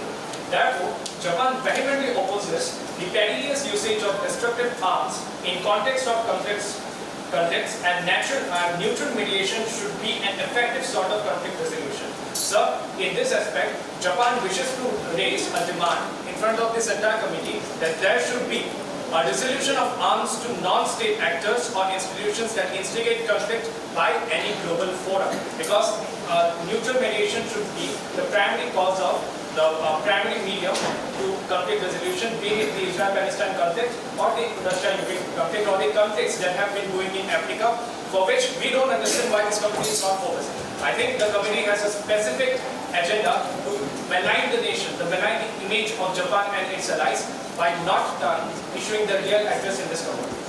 Okay, thank you. So Japan has raised a resolution. We can have voting on that. Please raise your country placards, whoever is supporting Japan's resolution. So we have 1, 2, 3, 4, 5, 6, 7, 8, 9. And we have less than 50% support, so we are not moving forward with the resolution. I'm so sorry. Brazil, you please, go ahead. About the so-called warnings that regulars prior to like 5 minutes, 1 hour or something. But how can you expect a literal population over 1 million to move from one area to the other area within a span of 24 hours when there is bombing throughout the entire region? How can you expect that? And how can you claim that there is a member of Hamas in a building and then blow it up and then give the excuse and never even provide details and then later on just evaluating that yes, we thought it was a misunderstanding. Will your misunderstanding bring back the lost lives? The innocents that are together? Yes, European Union, you can respond. First of all, I would like to reply to China, because China had said that we don't fund terrorism. But I would like to question them that over half of China's arms export, that is 61%, went to just one state, that is Pakistan. And we know Pakistan's terrorism. And also we know that many countries like India and also many other countries like Japan also, they are expanding their arm market just because of their fear from China. And also we should not forget the direct threat that they have put Sri Lanka on. India, please respond. China said that they does not support terrorism. Then why Kashmir's Jaish-e-Mohammed Kashmir Lashkar-e-Taiba terrorists using made in China weapons? Terrorists in Jammu and Kashmir are increasingly using China-made weapons and communication tools in their assaults against the Indian army.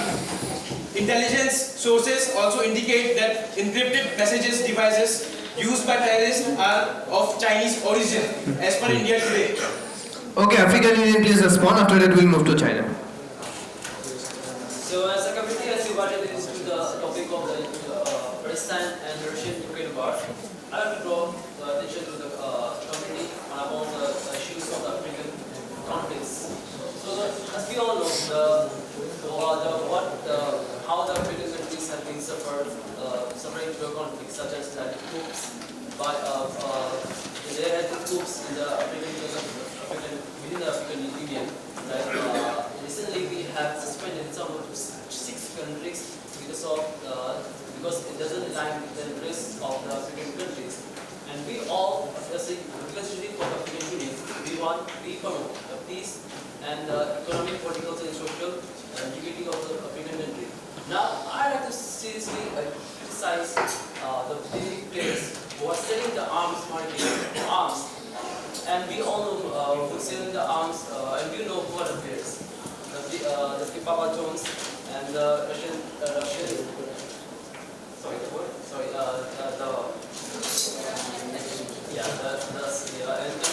and because of these big players, their arms have their arms have reached the lands of African, and this is why how the groups are created. And in China, has been a very one of great example. Like the coup in Sudan is mainly have arised. I will strongly criticize China because of the supply of the arms, and whether it's though it's not we can track it, but I would. Okay, thank you. So you have raised an allegation against China. China, you can respond against all the allegations. Yes. So first of all, I would just like to reply to European Union. So the China and European Union are located in 2 diverse areas, and because of the favorable foreign conditions, China and Europe, favorable geographical proximity, Europe and China have built a very favorable relation, and moreover because of the initiatives of OBOR and the other initiatives, so they claiming us that and India claiming us that we are sending that Pakistan is using their China-made weapons against India. US is also funding or selling weapons to ISIS, Al-Qaeda, Taliban, every other organization. Why that? If we are not, US is doing stuff. Other France, European Union, they are selling. They are not wrong. Only China is wrong. Why? Yeah, Saudi Arabia, please. When we are talking about the Middle East and conflicts that emerge from illegal supply of arms, I would like to bring up that Iran, nuclear proliferation is something no country should ever resort to. And the acquiring of nuclear weapons in a region as volatile as the Middle East and in the hands of a theocracy as extreme as Iran, even though we may be building relations, we would like to call back to the joint cooperative agreement that the great Security Council powers have pressured Iran to give up their dream ambitions of establishing a nuclear weapon. We would like the forum to press charges, to press pressure on Iran and ensure that their nuclear program does not go out of hand, does not result in the acquiring of nuclear weapons. Okay, Saudi Arabia is raising a resolution that Iran should be pressurized to give away its nuclear. Investigation and what? Investigation, transparency into their nuclear program. So the countries should vote for pressurizing Iran to be more transparent regarding its nuclear program. This is the resolution raised by Saudi Arabia. Which countries are in support? We have 1, 2, 3, 4, 5, 6, 7, 8, 9, 10, 11. We have more than 50%. So please write that in the resolution. Yeah. More than 50% is going in the resolution. Yes, now we can have from Japan. Yes. Thank you, Chairperson, sir. First of all, it's very strange to hear that how the dragon have been turning into chameleon. Yes, a chameleon, which first of all colors it changes every time. That country have been mentioning that we are not involved in terrorism. Yes, they are not involved in terrorism. They are not involved in terrorism in Khara in North and South Sudan. They are not involved in state-sponsored terrorism in Pakistan where they have been supporting the Taliban Islamiyat. And they are not involved in terrorism where they go to the African countries and they are not using the Belt and Road Initiative but the Depth and Road Initiative. If we talk about Sri Lanka, they have been destabilized in Sri Lanka. And that's not strange enough. When they are taking the like for the development of port, but later on it turns out that they are taking it from more than 99 years of lease, and now they are using it to militarize the region of the Indian Ocean, and they are harming the interest of our alliance and our partners. It's not strange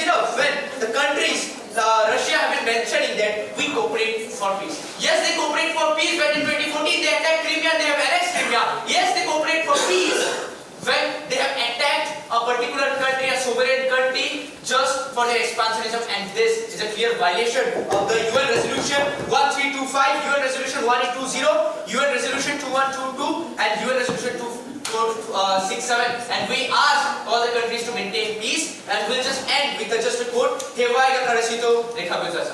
you. Heading to the head of the state of Japan. Sir, there's a specific question that the delegation of Japan would like to ask China.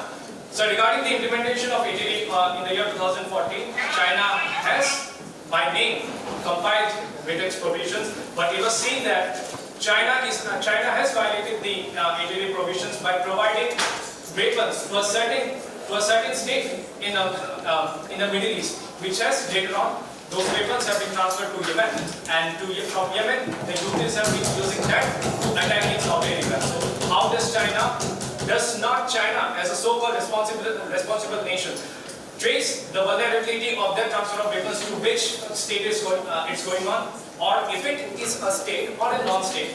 Can China kindly clarify in this entire committee, sir? Thank you. Okay, would China like to respond to that immediate question?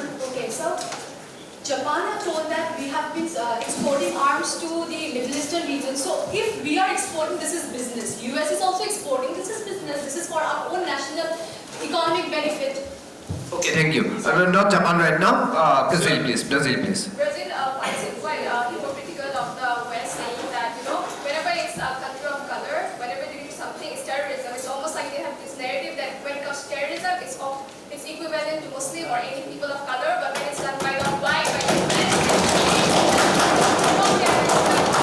Yes. What about colored terrorism? Would the committee like to discuss about colored terrorism? Can we have voting? At least we can have some discussion on it. Any voting? Anybody raising? Yeah, Canada. We have 1, 2, 3, 4, 5, 6, 7, 8. Okay, 8, 9. So it's not. Okay, it's about colored terrorism. Are we talking about colored terrorism? No, right? We have less than 50% support, so we are moving on. Okay, yeah. Yes, okay, Japan, you can ask the question.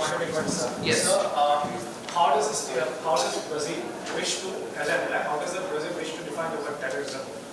Okay, Brazil, please clarify that one. terrorism is whenever you do something which results in the mass killing of people. So in case of what Israel is doing right now, it's also an equivalent of terrorism as what Hamas did to the Israeli citizens. But why do they fail to acknowledge when it is done by the West and the white, so-called white population, but not when it's done by the people of color or country of color? Okay, European Union. China says that everyone sells weapons for business, like USA is doing business and China is also doing business. But we should keep in mind Article 7 of Arms Trade Treaty, and that is being violated by China because China is providing weapons to Hamas. That is causing devastation in Israel. India, you can. As China said that US also exports weapons to Pakistan, but the weapons seized from terrorists in India are made in China, not made in US. Okay, Australia, you can go. China said that you are a part of the ATT and Australia has been supporting ATT since the inception. However, China has violated the ATT by providing military support to Russia-Ukraine conflict, especially when you target other countries like USA when you provide the military countries. Also, you haven't responded to our immigration issue. Okay, we are going on with our 15 minutes unmoderated session. So the floor is open.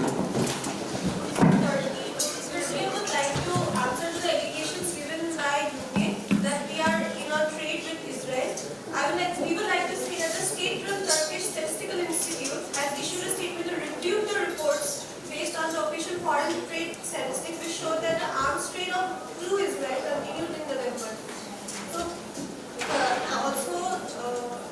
also we would like to say that even though we are involved in trade wars, not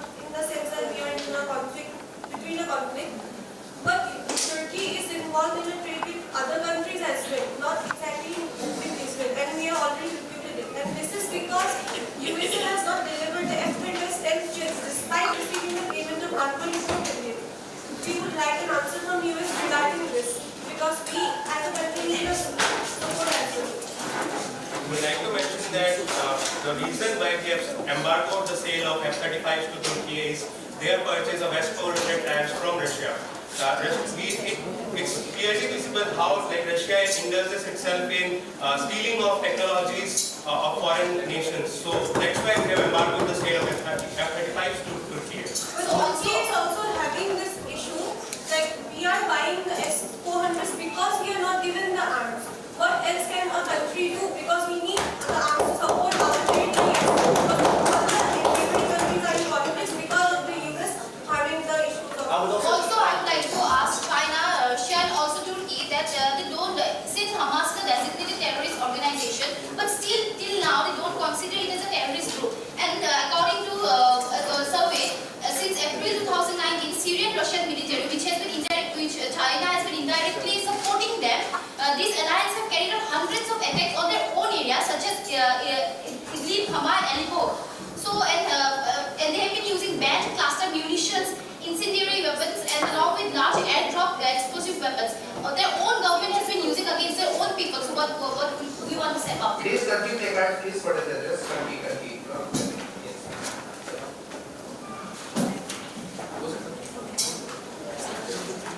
Thank you, Honorable Speaker, sir. So, in one of the speeches of Turkey, they have clearly mentioned that they support Hamas, saying that Hamas is not a terrorist organization. It is a militant organization.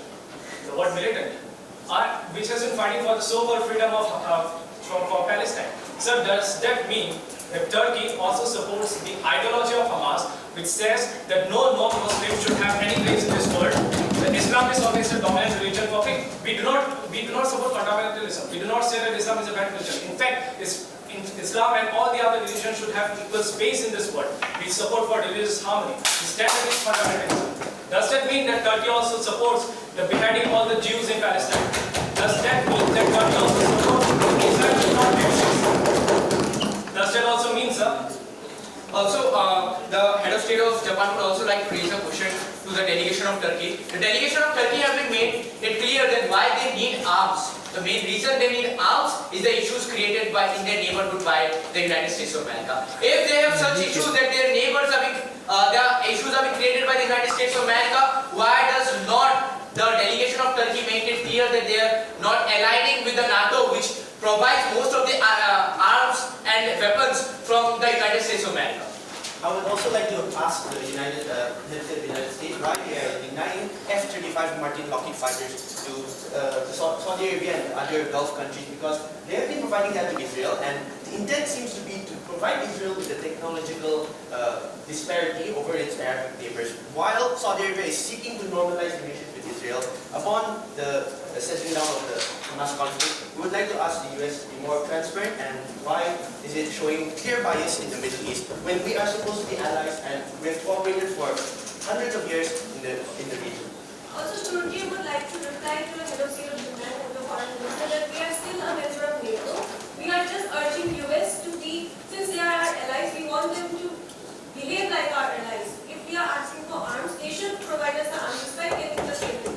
It is not against US, we are just asking them to behave like our allies. So the question was put forward by Japan that Turkey is supporting Hamas and its ideology. We still haven't got any answer. Do they support all the ideologies of Hamas or not? Do you still believe that Islam is always a dominant religion and that no other religion has any place in this world?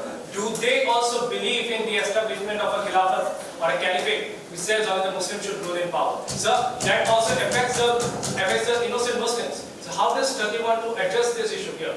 Does it mean Turkey is only supporting religious fundamentalism in the name of conflict resolution? Turkey is always in support of a two-state theory. We have already voted for that. But also, since we are talking about the secularism and existence of religion, we also would like to raise the issue of the rise in Islamophobia, the burning of Quran in Sweden. We would also like to raise the issue of the being in Islamic State, we are not showing solidarity to our own brothers and sisters. Now, how can we even maintain a good international forum for all religions and for all states? As the Foreign Minister of Australia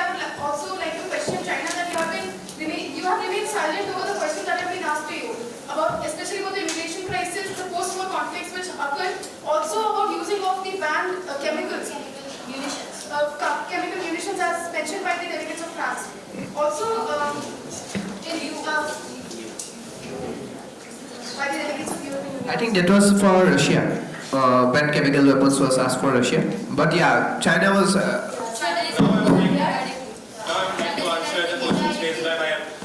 Major Middle Eastern strategic ally, why we have stopped for temporary purpose, stopped the sale of F-35 strategic joint fighters to Saudi Arabia. We, United States of America, adhere to strict export controls and regulatory frameworks when selling weapons to a particular country. We prevent the proliferation of advanced weaponry to unauthorized actors. Saudi Arabia, historically, it had the history of influence of Russian arms trade and also Chinese arms trade. So we keep that in mind while dealing with arms trade. So when we talk about the conflicts which have been going on, it's important that the delegation of Japan raises these important issues in the House that China, People's Republic of China have been using the ideologies of the 9 dash lines, which technically they do not have any solid proof regarding that. And for that very reason, multiple islands of Japan in the southern region, they have been claiming that those regions belong to the People's Republic of China. They do not have a clear definition of the 9 dash line or a clear proof that the 9 dash line even ever existed. On what basis are they trying to capture those regions of the southern part of Japan? So I would just like to answer the delegate of Australia that they are claiming that our people are migrating to their country. So what about the white Europeans that are moving to the Australian continent? Their own natives are being extinct. And moreover, I would just like to say that European Union have claimed us about terrorism and other things. So they are telling us that we are creating the death bell. So in ASEAN, China is playing the leading role. And moreover, the Asian Development Bank is where China has the major stakeholder, and it is like giving soft loans, like the low interest loans for not only for the infrastructure development but also for the social and economical development as well as political development. And moreover, it is also giving funds to the Asian countries as well as the Indo-Pacific countries and moreover BRIC countries, and these things plays a major role in the world arena, which Japan is not providing to other countries. Only China is giving, and during COVID-19, China have helped more than 140 countries and gave them with the advanced healthcare system with low cost, and so that every community is being benefited and get the best out of best healthcare in the whole world. Try to reply. Racist comments were try to reply. It's very shameful by the delegation of People's Republic of China making such racist comments, quote, white Europeans, unquote. It's a shame for the delegation to be in the committee and mention the white words. We are the delegation of People's Republic of China to, in front of the entire House, to apologize right now, or we request all the countries present here that will move out of the committee. If apology is not made for the racist comments. So Japan is seeking an apology from China. How many are in support in the House? We have 1, 2, 3, 4, 5, 6, 7, 8, 9, 10. Okay, more than 11. Sir, why they are commenting on Islamic terrorism? Only on one complaint. The racist comments were made. Right of reply was used by the delegation of Japan. We urge an apology, immediate apology. Yes. We also need an apology that they are just commenting on one. Okay, how many are in support of China's demand of apology from Japan? 1, 2, 3, 4, 5, 6. Only 7 countries are in support. So China has to apologize in front of the House. Sorry. China, please apologize for using the word. China. If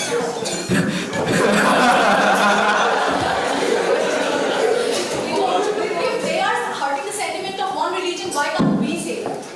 We are also running our world. We are also voted by all the countries.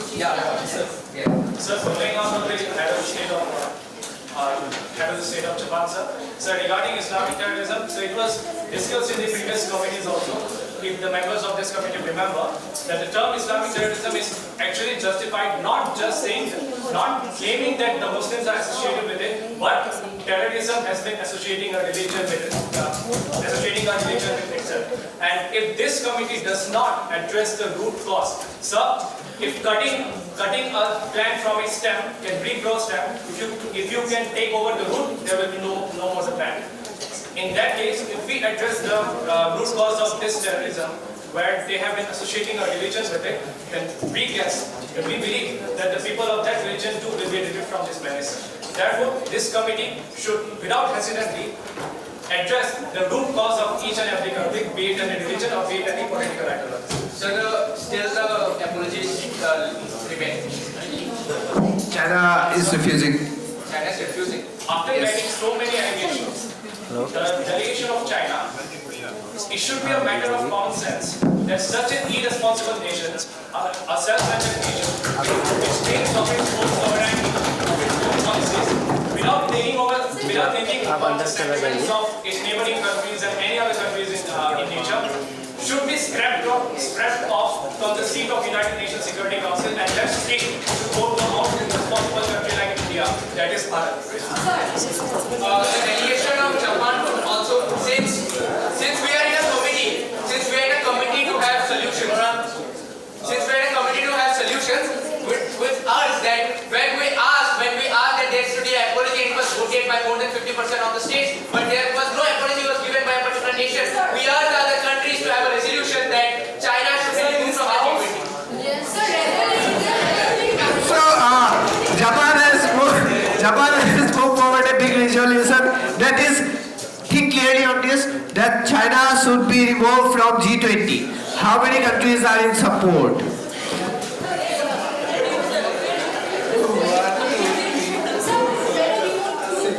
Okay, China is not removed from G-20 because there is less than 50% support. You are lucky to survive. The delegates of Japan should be more diplomatic rather than be violent, because this is a modern United Nation. It's not an informal session that they'll loud and shout. They'll be so loud and they'll shout and just show their viewpoint. So it's shameful to have when we speak for the people, but it's not shameful for a particular country to make racist remarks on a particular topic. Maybe please proceed.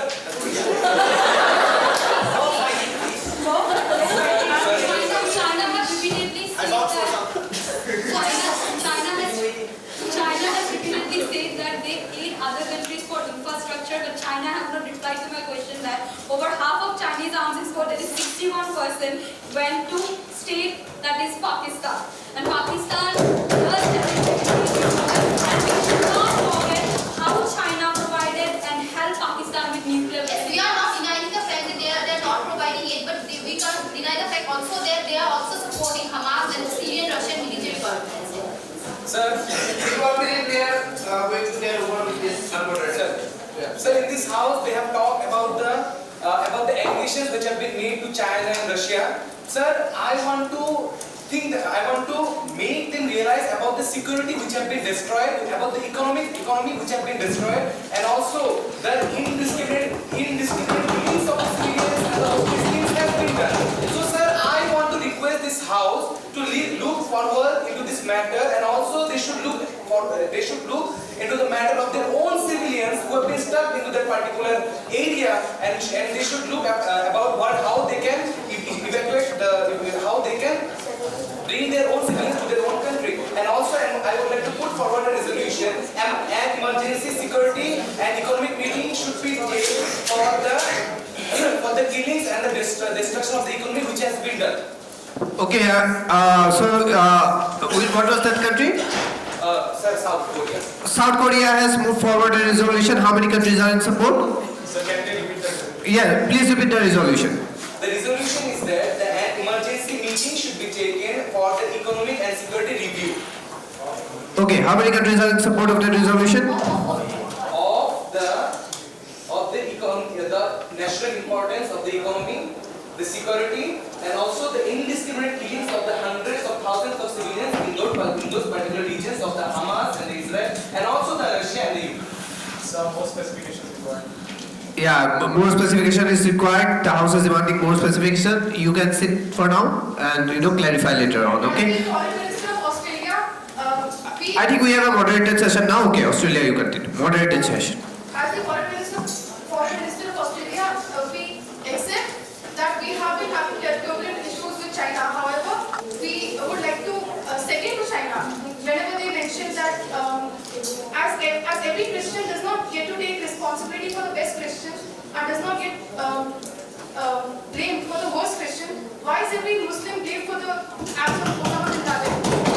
And we understand that we are diplomats here, so shouting and screaming and putting out your viewpoints, even though it's an unmoderated session, we believe that it's not acceptable. Okay, right. So UK, you can speak. Previously, Saudi Arabia talked about transparency and they said that US should be more transparent. However, it is also important to stress that the figures of Saudi Arabian military spending are estimates because Saudi Arabia's public documents on budgets and actual spending contain only a minimal amount of information. This clearly reflects the overall lack of transparency in their own country. So how can they question other countries' transparency?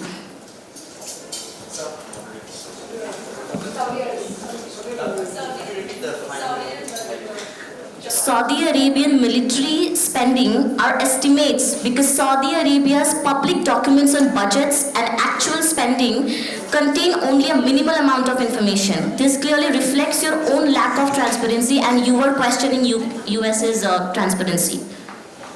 Here, mainly questioning the lack of transparency in foreign deals, foreign changes. What happens with I think it's a moderated session. South Africa, please speak. Due to the impact of the Russian-Ukraine war, there has led to the end of the Black Sea Grain Initiative. It is sparked fears of reduced exports of wheat and other key commodities to developed countries along with other disruption. It allowed Ukraine to export 33 million metric tons of grains and other agricultural products from its Black Sea ports, with most going to the developing countries. It also contributed to a decline in international price of staple foods and helped to sustain the global food supplies. The end of the BSIG presents an uncertain moments for grain importing countries in sub-Saharan Africa. Most of the developed countries depend heavily on imports to meet wheat demand. Assessing to the impact of the war on wheat exposed to SSA is complicated by the lack of derivative trade data, as earlier 2022 Russia stopped reporting on its exposed to international data system, notably the UN commodity. Yes, China, we get. Sir. As a foreign minister of South Africa, I just want to tell that at the same time, many food importing countries in Africa report the volumes and origins of wheat. Reports with long time lags, and the end of the BCGI has brought up to years of renown. And this disruption to global commodities markets and countries that have relied on wheat exports from Russia and particularly Ukraine, of course. For many SSA countries, which is a smaller source of total daily calories than in North Africa, the Middle East, and many countries in Central Asia, higher flour and bread prices will put strains on households, particularly in urban areas. But a smaller import dependency in overall diets means that these households will be more isolated from price increases than households where wheat consumption is far larger share of life. And we can have last statements from China, and then we are, finishing this half of this session. Okay, then we'll have visitors speaking, and then we'll have the lunch break. China will go on with the last statement. The European Union saying that we sell most of our 61% of our weapons to Pakistan.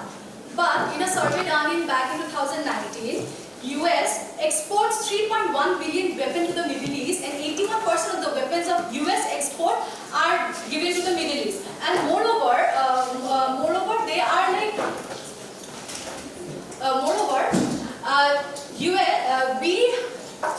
with our OPOR initiative, we are developing roads with European Union 17 countries. We are doing that because of better economic relation. They claiming us that we are selling weapons to Pakistan. Not only Pakistan, we sell weapons to African countries, Myanmar, Bangladesh. This is what we are running our economy, right? We are selling, we are earning, we are doing. Every other country has the right to do with that. Thank you. Yes, last question. Japan question. Yes, it's a question. Yeah. There is a commenting on the statements that have been made by the Honorable Delegate of China. Sir, they have on the previous speeches they have said that they are in solidarity with the transparency of weapon transaction. But sir, according to SIPRI reports of 2019, China doesn't publish financial data on total arms export.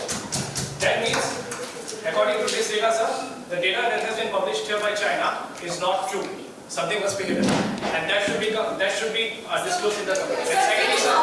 Secondly, sir, it's our call. We'll publish it in the global arena or not. It's our policy. It's our state's policy. Our nation's policy. It's our call that we'll publish it or not. Kindly don't take over my speech, just like you take over my islands. Sir, secondly, you were the first one who invaded China back in 1894. Okay. We are finishing half of this session, right? Yes. Just finish the question. Just finish the question. So regarding on the second part of the statement that they have made, they said that they are selling weapons to Myanmar. So that means, sir, the conflict that has been going in Myanmar, they are responsible indirectly to sell weapons to the military of Myanmar. So that they have been killing so many residents of Myanmar that they are coming back to India. So does that mean? No, it doesn't mean. It clearly proves that China has been instigating conflicts in the region. Thank you. We'll continue. This session is not over, but half of this session is over for now. Take over, Mustafa, please. Thank you, moderator. I would like to mention that we are in the presence of our esteemed Honorable Professor Dr. S.P. Singh, our Vice Chancellor, sir. Sir, thank you for taking out your time, precious time, and joining us and making this event more graceful. I would like to request you to come and speak a few words, sir. Not my cup of tea, but then I was very, very interested listening to all of you and the way you were arguing. I will not use the word fighting, otherwise it will be supplied here also. So that arguments were leading to conflict and leading to some kind of situation where probably the next time we will not keep the headphones and microphones here. That will become UP Vidhan Sabha or something like that. So, but then it was really very, very interesting for me to learn so many things, and also I was thinking that my knowledge, little bit I read from newspapers and I am aware of, so I think almost all the points have been covered, and just food for thought. Few thoughts came to my mind while I was listening to you all, that something about political and geopolitical inputs regarding weapons and arms, and how the geopolitics of an area can be done by, I will not use the name of a country, that may hint some of you to go against them. So how geopolitics and how that migration and most important economic trades and trade routes and ITA and World Bank and all other issues are being taken care with the help of weapon. The last question which was there in my mind that been raised by Japan, that there are two ways to disclose your arm deals. One is that is on paper, but if anyone, including Russia and United States of America, the big arm dealers or countries, they are supplying two ways arms to the countries. One is a legal way of doing it, and then from the legal way from country to country, it is being smuggled from one country to another. So they legally supply to one country, say India, they are alive, and the next country which is not alive, the arms are being smuggled through borders. That happens in the Myanmar border with India. So that is another data which is more fruitful for this kind of discussion. Another is that if you get a record or maybe some documents and comments, legal one, that you have found these many weapons have been developed in one of the nations and they have supply of these many, where the rest of them have gone. If you can dig it down and find out the number of arms factories in those and how many arms they are producing, you can dig out that data and you can definitely found. If you can't, then you can read some good research papers on that. So I mean there's a lot of scope. I feel there's a lot of scope, but then at the same time I was also very impressed by China and Japan and everybody, Turkey and whosoever was speaking more frequently about the way you have put down the words racist and also white and also Islamic and Islamophobia. So these things, I think that is the prudence of this house, and I think that is the outcome of the house. They use a word, but it is not your intent to use a word. But the intent is to learn to accommodate everybody and live. And most important, the G20, if I may say, that G20, you are only a representative, but the real G20, many times when we discuss arms, we do not discuss arms, we deal with arms.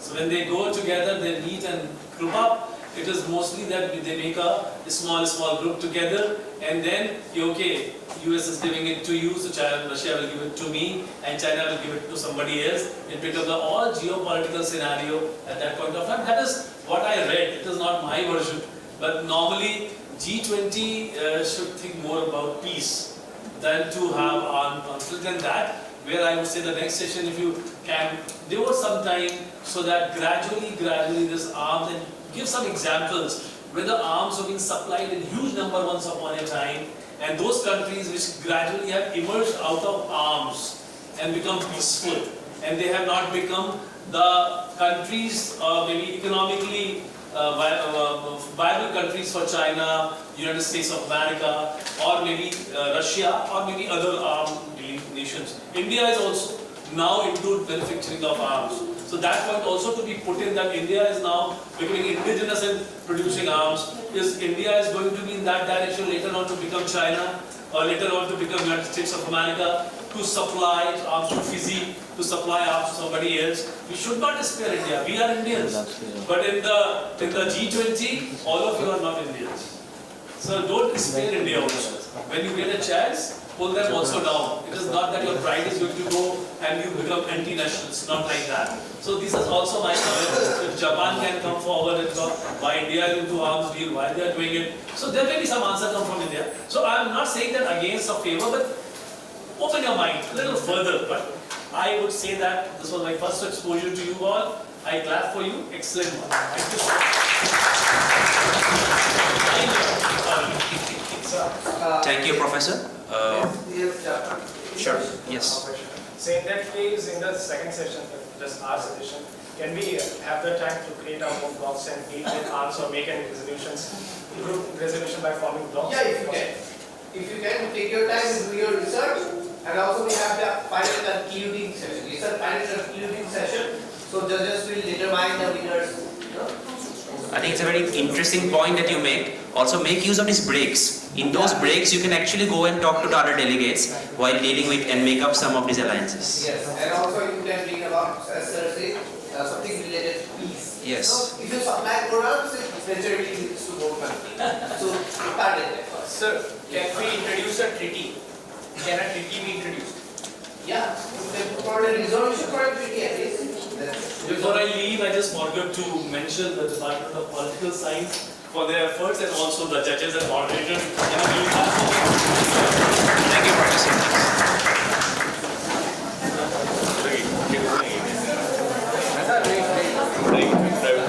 I have mentioned you what sir have mentioned, right? But still you have moved out of the context again. It's completely deviated from the agenda. Okay. So, I mean, it is our context. Like, many people are talking something else, the development, transport of food, supply, and this kind of thing. It should be arms. Arms, data on arms, this should be there. Okay. All other, what you will speak, it will not be considered. Whatever, maybe you are very loud, still we will not consider. We will only consider data on arms, resolution on arms, discussion on arms, this kind of things. And how these arms results in conflict, or it should be towards peace, what sir had mentioned. How you can reduce, it can be suggestion, not only blame. You can put suggestion that, can you do this? Can you reduce this? Okay. Some countries also make arms for deterrent, right? This kind of things should be there. Sir, but in the first and second thing, all the time has done it because of the blaming each other countries and all. See, it's a competition also. So, that's competition, but that is not in as a. Yeah, but you can raise that issue. Yeah. You raise that issue. Whether the country vote for that, see, it's a decision that will not be. We cannot pick, right? You are the delegate. So you will decide what you will be discussing.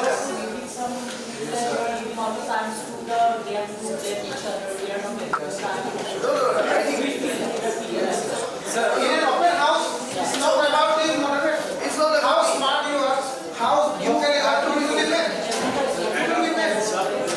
Debates subtopics under the topic. So we cannot beat the Myanmar issue or any issue. So that was directly or indirectly related. Yes. No. Now you cannot raise it. We know what is related. We will give mark depending on that. You cannot tell us. Okay? So we know what is happening.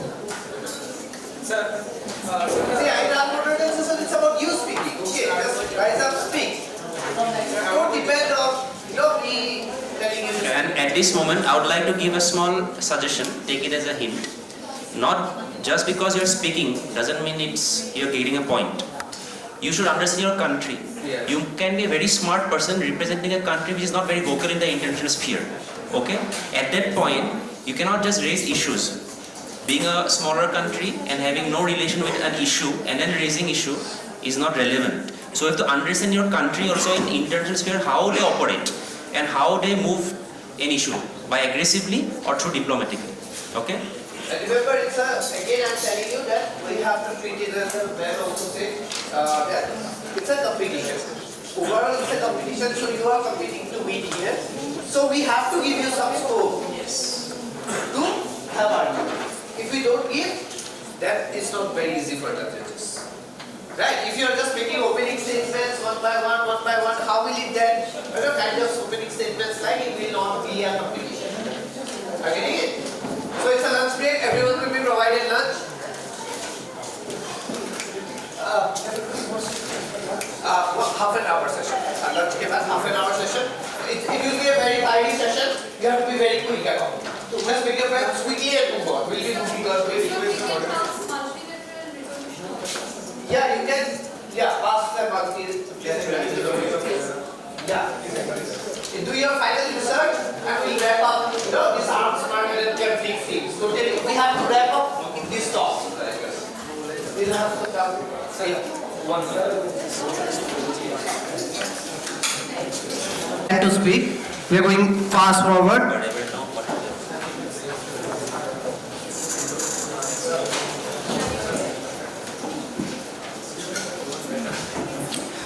We'll start from China. So European Union have told us that we supply arms to Pakistan. So every country has its own national defense industry and they supply to the friendly neighbors in order to maintain the balance of power in the region, and their supplies are meant for regional stability and security. So China in no way promotes violence in the region, and you can take history and fact to ensure that China never initiated any acts of violence. And I want to counterattack European Union in this regards. The 6 ages, for example, World War I and World War II, which has been the brainchild of European Union, you have promoted violence all over the world through. I think World War I and World War II, European Union did exist then. No. So I think that's not a very much relevant. I think we're moving to Brazil. Yeah. No, Brazil. Yeah, Brazil. Another motion. Yes. Due to the increased acts of piracy from the war-torn countries of Somalia and Somaliland, global trade and commerce has greatly threatened in a manner rarely seen since the 18th and 19th centuries. In this ever-globalizing world, these acts of piracy has potential to cause a large economic crisis, not to mention the detrimental impact on the environment due to oil and chemical spills beyond the economic sphere. Brazil proposes joint military cooperation to safeguard the economic interests of the member states in this forum. Further, Brazil, alongside the African Union, proposes economic gain and upliftment, as military actions alone will not resolve this issue, but the upliftment of the Somalians will. Okay, I can see European Union raising. Yeah, European Union. As we know, Russia has been accused of using K-51 grenades filled with some dangerous gases for their war against Ukraine. These agents are banned by the Chemical Weapon Convention for use by militaries on battlefields mentioned in Article 1 of the treaty. And now we would like to pass a resolution, and my foreign minister will talk about it. So since we are moving towards peace, so EU is a strong force for disarmament and non-proliferation. So we want to pass a resolution that Russia should stop using chemical weapons and ban weapons in the war against Ukraine, because weapons of mass destruction are a huge threat to human life, and not only to human life but also to the environment. And since nuclear, chemical and biological weapons have the capacity to kill and devastate our health. Okay, European Union is raising a motion that use of chemical weapons should be banned in Ukraine. How many are in support? Sir, we previously raised a motion. Yes. Yeah. What was that? So the resolution. Brazil proposes joint military cooperation and safeguard the economic interests of the member states of this forum around the Arabian Sea and the Strait of Hormuz. Further, Brazil, alongside African Union, proposes economic aid and upliftment as military actions alone will not resolve this issue, but the upliftment of the Somalis. I think that's a very long resolution. Can you reframe it? Take some time and reframe it. Make it short. We are taking forward the voting of the resolution put forward by European Union. That's use of chemical weapons must be banned in Ukraine. How many are in support? How many are in support? 1, 2, 3, 4, 5, 6, 7, 8, 9, 11. Okay, that goes into the resolution. Use of chemical weapons should be banned in Ukraine. We are hearing from Saudi Arabia, please. Assalamu alaikum.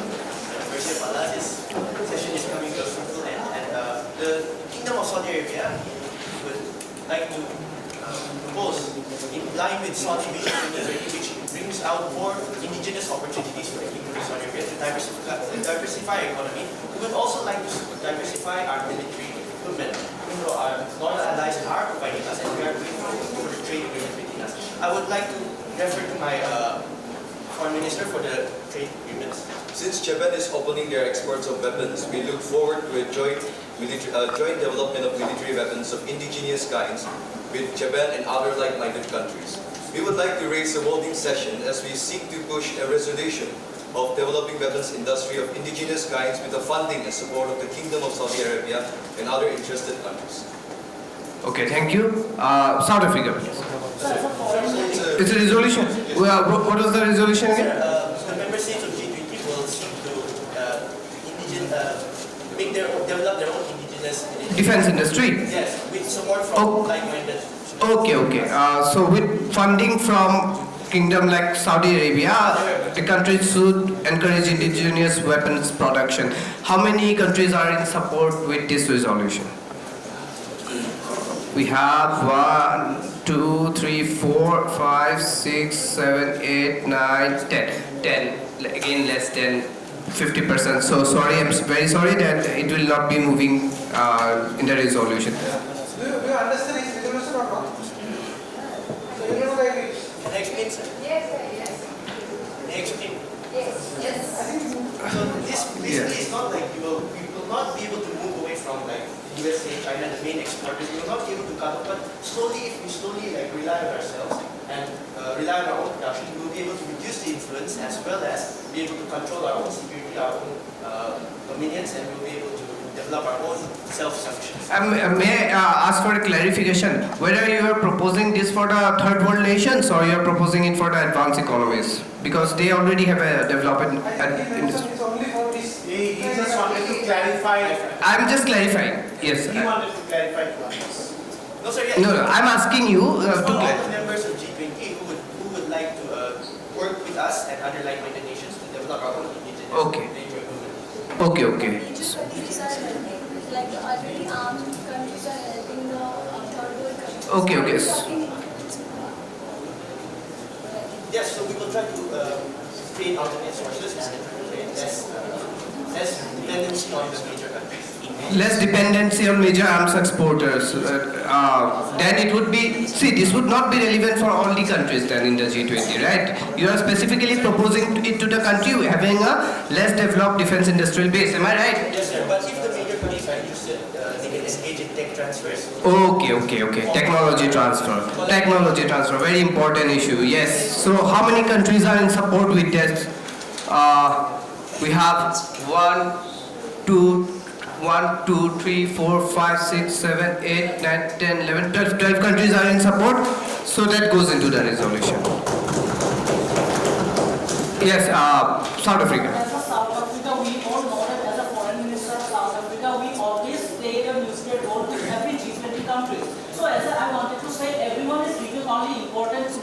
conflict and all. No one is talking about how can we solve the problems about international arms and conflict. So as a South African minister, foreign minister, I wanted to ask some questions to India and China also. Though China has a very good qualities, like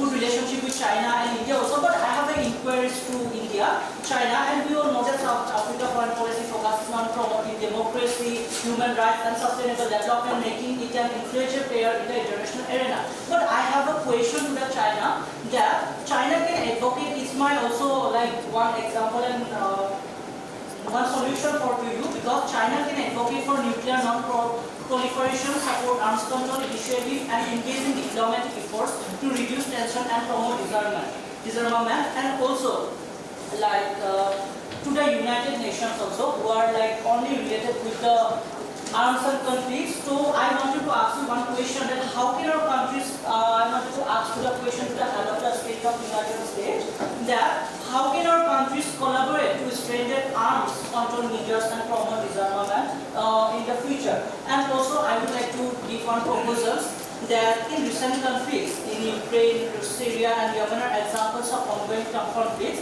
and they have drawn international attention due to their devastating impact on civilians and regional stability. So these conflicts highlight the urgent need for diplomatic solution and international cooperation to address the root causes of violence and promote peace. So these are my resolution and proposal to every different countries.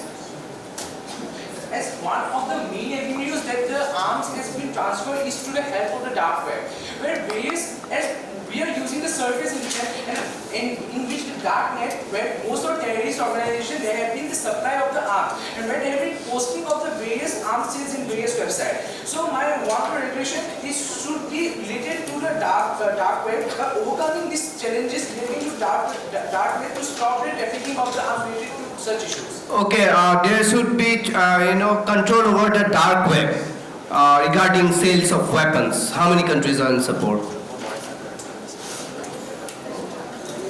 Okay, 1, 2. No, they're raising. 1, 2, 3, 4, 5, 6, 7, 8, 9, 10, 11. Yeah, I think it's going to the resolution. Yes.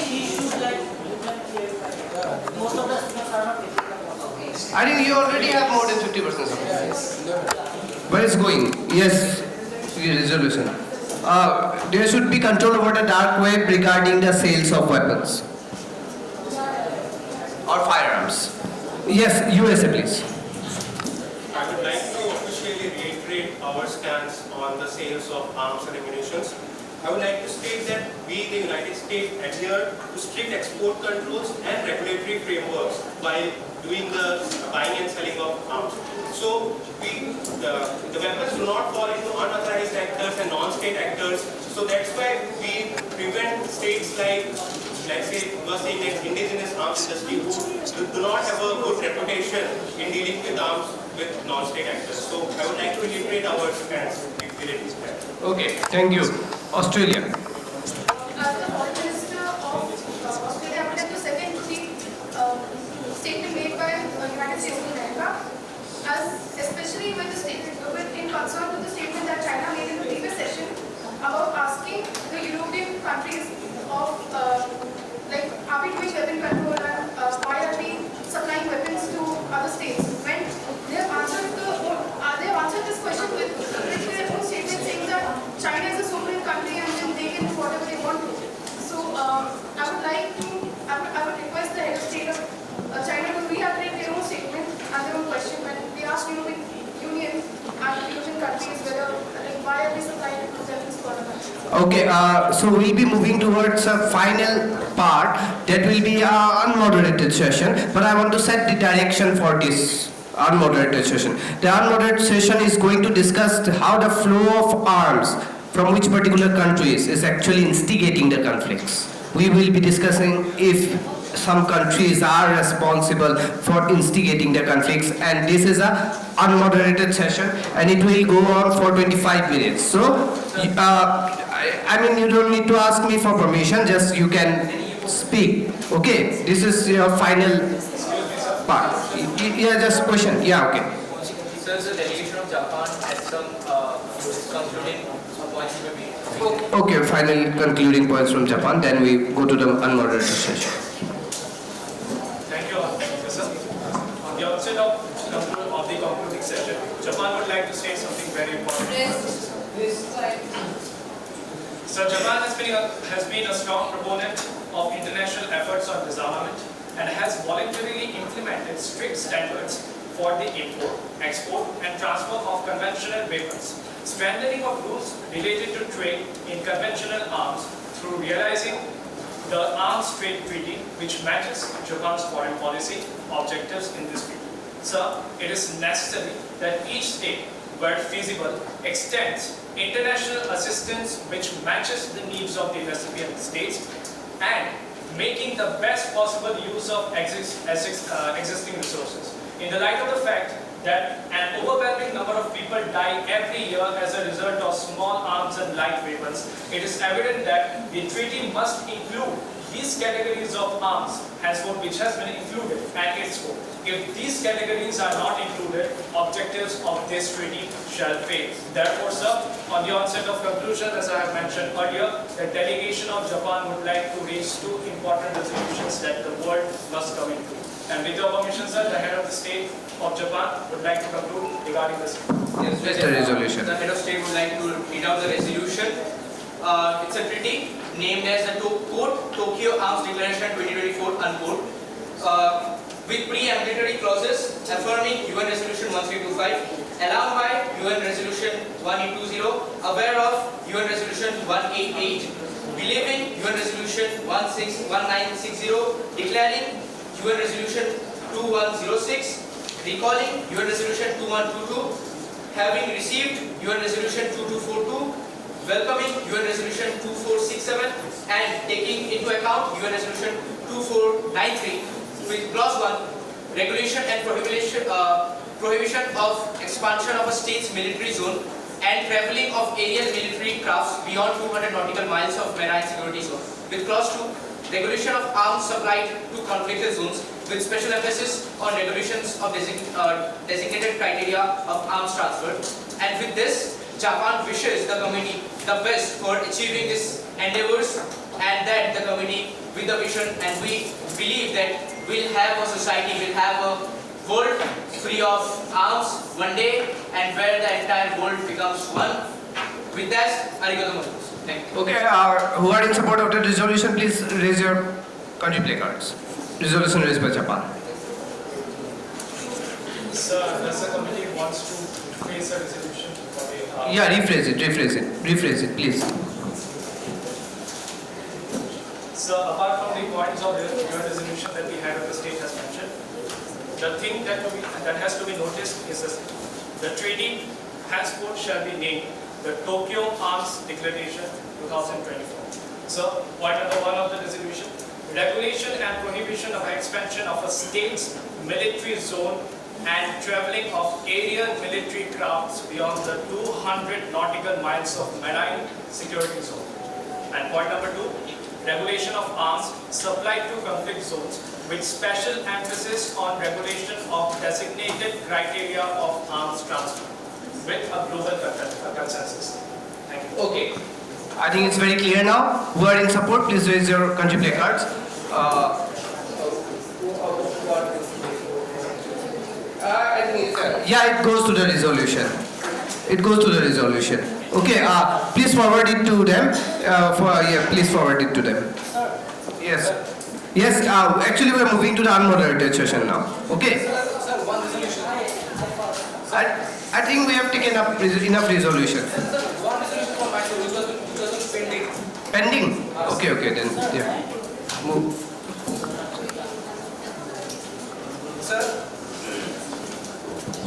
in variation of that, North Korea has sent to Russia 6,700 containers carrying more than 3 million artillery shells since September. Sir, in regarding of that, which is strategically promoting the war and the conflict in those particular regions where the conflicts are still going on. What's the resolution? Just be quick. Sir, in regarding of that, an emergency meeting which was already put forward to the House. It's an emergency economic and security review meeting. We typically focusing on the arbitrary exchange of military weapons and also indiscriminate killings of the civilians and hostage taking. Should we look into that matter for economic relation also and for the security relations to the world context? Okay, so your country is? Country. South Korea is calling for an emergency meeting and he has read it out very carefully. I think it can be voted now. So who are in support? Emergency meeting. Do you understand what resolution is? Yeah, I think they have understood clearly. Only two. So I'm very sorry, Sri. Very sorry. So South Korea is not going into the resolution. We are moving with the final part, that is the unmoderated session. Here we are talking about the weapon supply, the states who are responsible, and now you can have free hand. You go, and we are looking forward to actually, free debate. So the house is open. Talking about the conflicts, then can be seen that the since I'm not together about the ceasefire in Gaza and Ukraine, it has been seen that US alone seem to have spent over like 75 billion in terms of like Israel, and Germany also seems to have exported about like 303 million euros, which have been used by the Israeli in order to keep on doing the genocide that's happening in Gaza. There were Brazil reaffirmed its stance of negotiating peace in Gaza, and thereby it proposes immediate ceasefire in Gaza. So looking at the looking at the interest of our the European Union, since European Union has no standing army, we are deciding to boost our arms industry and shifting to war economy mode in response to Russia's invasion on Ukraine. So in current geopolitical scenario, we believe that we along with other countries should take responsibility for security in order to maintain the balance of power in the world. Thank you. I have to say, as always, India has maintained its reputation of staying silent. With regards to the ongoing suppression of Ukraine by Russia, so many human rights violations are being conducted by such a powerful country in comparison to a lesser powerful country like Ukraine. The silence of India regarding this issue raises a major global concern. Does that mean that the sovereign country like the Republic of India, which also holds a substantial economic share of the global economy, does it mean that, Honorable Chair, sir, India supports the atrocities being committed by Russia and has no say in the global human rights? Sir, in past many years, many resolutions came up as a result to stop all these ongoing wars. But it could be seen that India most of the times have either abstained or did not wish to stand in support of such resolutions. Sir, South Africa just proposed complete immediate ceasefire in Gaza and Ukraine. So can we get the voting? Okay, Brazil is proposing an immediate ceasefire in Israel and Palestine. Who is raising it? Brazil is raising. Yeah, Brazil is raising it. So who are in support? 1, 2, 3. So 4, 5, 6, 7, 8. Sorry, that resolution won't go even 9. So it won't go to the resolution. Yes, you can continue. About the peace, because we always play neutral role. So the first one of the proposed solution to address international arms market and countries is for diplomacy, peace building efforts and arms control agreements. And secondly, by promoting dialogue, cooperation and disarmament measures, countries can work towards reducing the proliferation of weapons and preventing conflicts. And the third one is investing in conflict prevention, mediation and peacekeeping initiatives can help mitigate the root causes of conflicts and promote stability on a global scale. These multifaceted approaches aim to create a more peaceful and secure world for all nations, and as South Africa we believe these policies. And also I would like to one major issue that I wanted to ask that last year India has just presided the G-20 presided over. So I just wanted to tell one solution as a good countries because we are in a good relationship. So I just wanted to take one advice. It's my humble request to you that India can promote dialogue on nuclear disarmament, and because you are not giving the importance to that, not much, and support multilateral agreements like non-proliferation treaty and work towards reducing reliance on nuclear weapons for security. I hope you will be important to that. And also, I have a question to you one. That on what ways can our countries support each other in building sustainable peace and security on a global scale in upcoming future? So could you answer it at the stage? I have a question to you. Is India being bullied by any other country? This question needs to be answered. The question which I previously asked also needs to be answered in this assembly. Thus, India has no responsibility towards global. I think India is that fault. Yeah. India is responsible. India plays a role in international conflicts through its diplomatic engagement, peacekeeping missions, and partnerships with other countries and international organizations to promote stability and security in regions of strategic interest. India. I think you should respond to the question that he has raised. What about the human rights violation in the state from Canada? I have to say something to USA.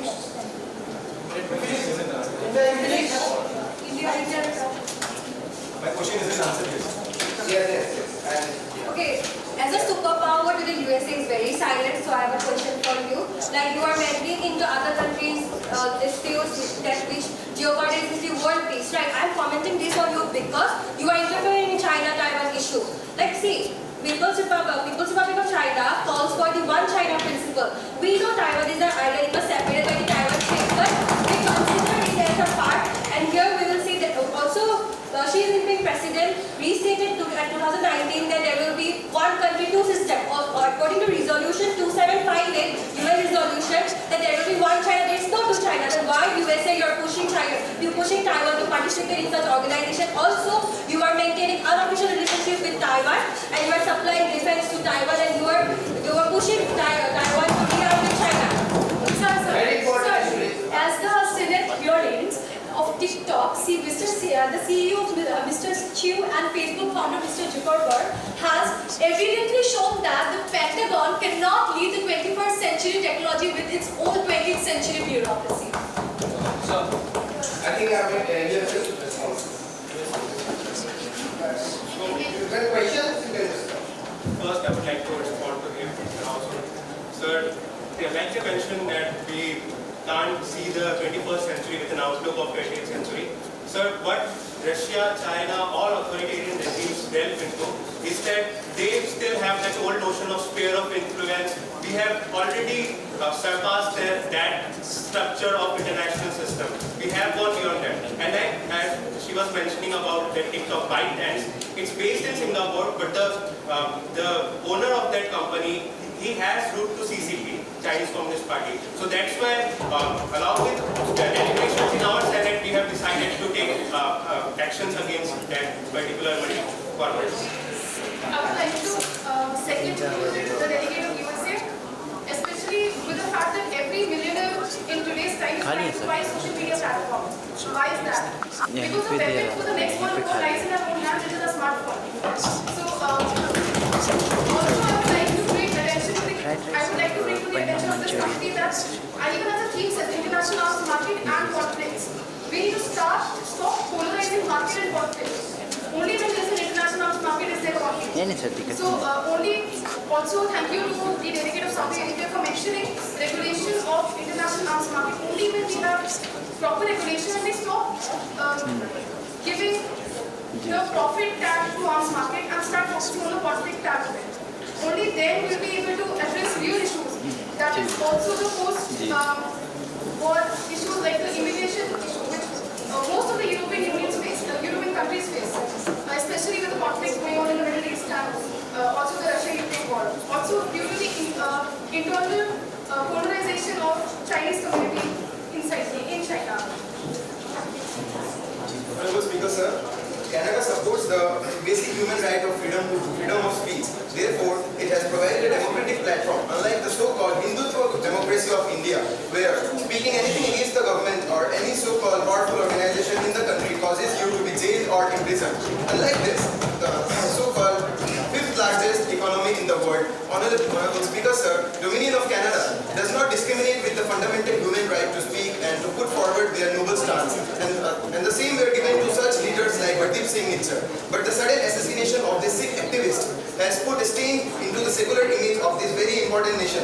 And therefore, given the current relations of Canada and India and the issues that the Modi government has with the Sikh activists demanding for their legal rights around the world, Dominion of Canada proposes to have an investigation on this ongoing chain of events where such voices are being suppressed probably by these nations. Well, it is now. So they have used the word basic human rights. Basic human rights, according to them, the suffrage of the Sikhs have been done in the country of Canada. What is the actual stance of that? The peoples of Indians have been. I think you are not Indian. So, sorry. Yes, India.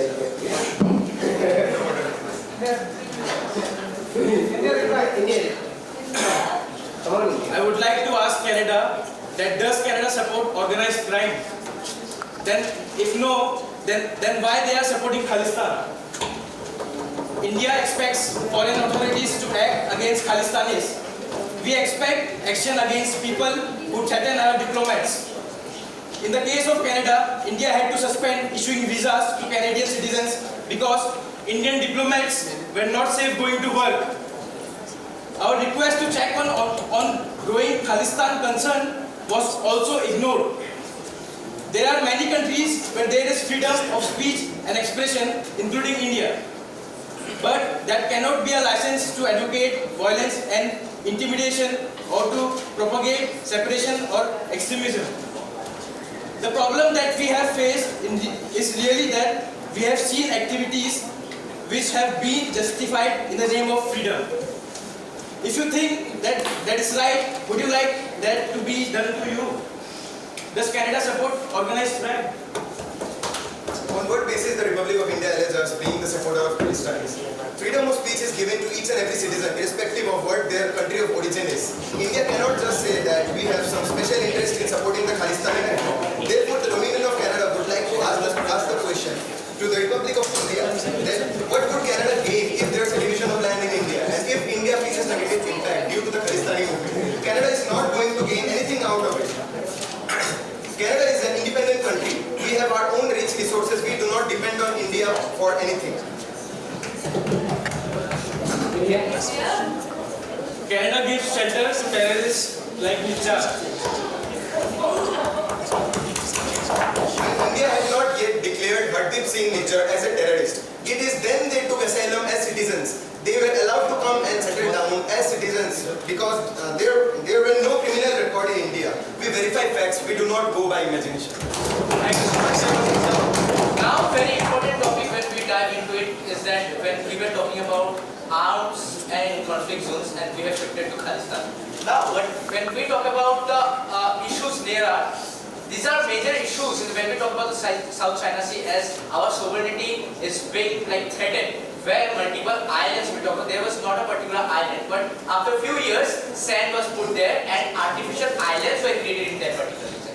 And once that artificial islands were created, such type of satellite image came into existence that those artificial islands are now used by military operations. Those islands, artificial islands were made military operations, and when we know that they are claiming that it was a natural island, and for that reason we should get the extended amount of nautical miles which should be given to us, which is clear how the expansion has been going. And similarly, there are about 7 islands in the southern part of Japan have been claimed by multiple regions, where at a few years back there was no evidence of a particular island, but artificial islands were created, and for that reason fisheries of those fisheries of the netizens of Japan are being threatened to go there, and military operations are being created. It's a clear threat, and when we are talking about the disarmament, these are the clear threats of the satellite images which gives to our sovereignty of the state. And we urge the other countries present out here that we should deep dive into these important regions and how the expansionism is going, and if this continues, then there will be a time when the Indian Ocean is known as the South China Ocean. Thank you.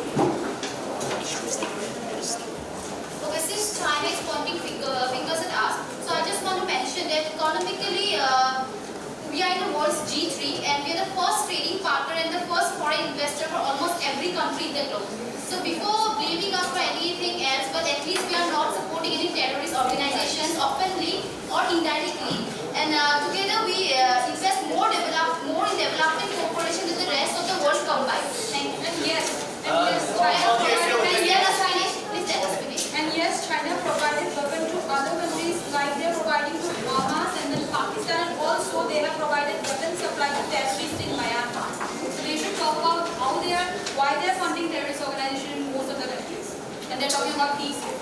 Sir, I would also like to counter the accusations made by some authoritarian regimes that we, United States, are the major instigator of conflicts around the world due to our significant production of arms and ammunition.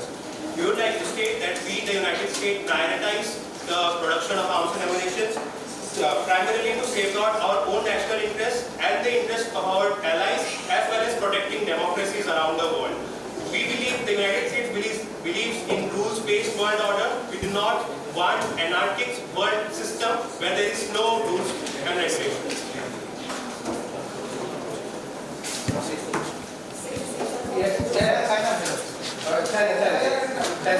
So, sir, I want to reply to European Union that every country has its own national defense industry and they supply to the friendly neighbors in order to maintain balance of power in the region.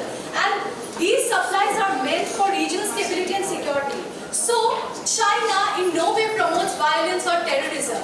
They don't have factual information that we openly support terrorism or something.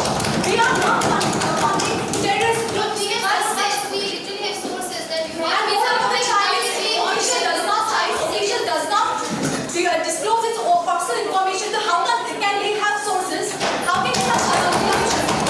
And moreover, sir, almost all the countries were colonized and brutally colonized, and they were literally exploited. They have exploited countries, and they have just colonized and taken out so much of them.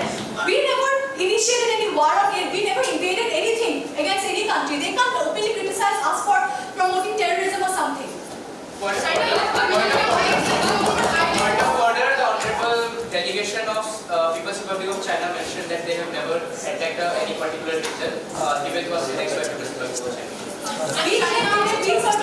We don't agree to McMahon line. We recognize Tibet as our own territory. It's not that matter that we will come into our personal independence, because we never interfere in each other's personal matters. So we don't want others to interfere in our own personal matters.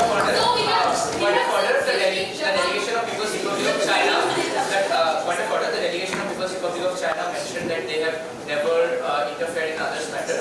Their aircrafts have been flying over Hong Kong for a very long time.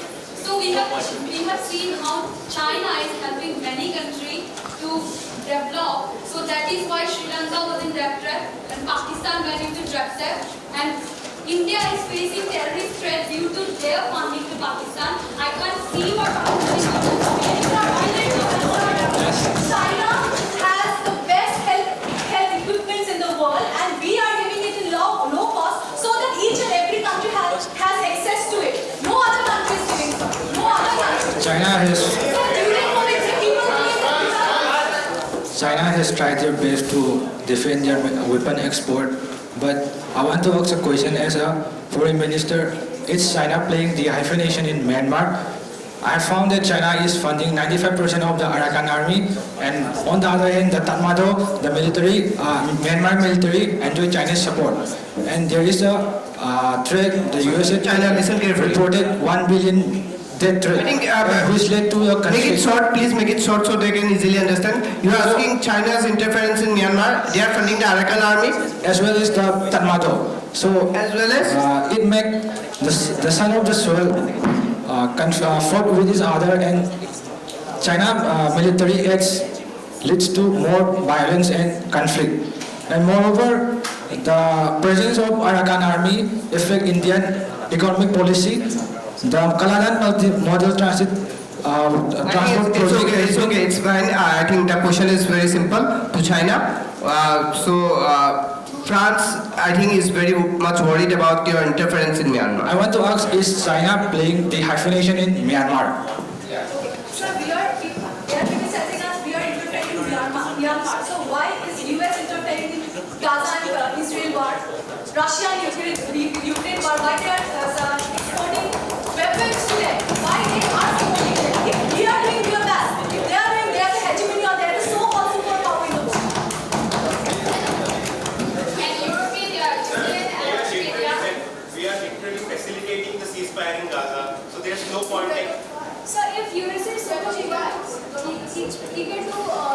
ceasefire in Gaza and free to conduct the first ceasefire in their own homeland where high schoolers are using weapons for their We haven't got an answer yet from the Republic of India. Yes, they literally open fire the teachers. Students literally open fire the teachers. There's no one. They should focus on their own country rather than interfering in others' matter. And also China, like, as they are promoting that track, it is also a kind of neo-colonialism that is used by China in present times in many countries. So rather than focusing on the past issues, so let us now focus on present times. Point of inquiry, sir? Yes. Thank you. Thank you, sir. Our is a sincere question to our very good ally, the European, the African Union. Sir, African Union has clearly, sir, this is not an allegation, it's just because African Union is a very good ally of Japan and we are very much interested in the region. The African Union has sincerely mentioned that there has been a lot of skirmishes, a lot of civil wars in many regions of Africa. And sir, as the representative of the entire African continent, how do you wish to regulate the sources of weapons that have been illegally supplied to those non-state actors that have been instigating the war? For example, in South Sudan or Ghana or any other. Because actually we see that because of this reason, sir, the overall development of Africa has been decreasing. It hasn't increased yet, that's a different thing, but it's decreasing. So we are very much concerned, and other investors around the world are also very much concerned on the development of Africa. So we would like to listen, we would like to know the strategies that have been taken up by Africa. So if Japan needs, Japan can also have this one. Thank you. Okay, so African Union. Japan has offered you something.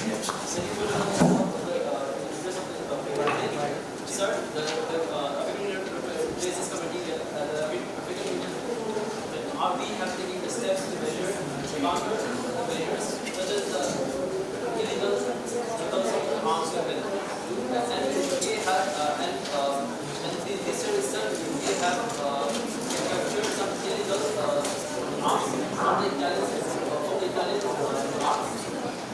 These are around $600 US.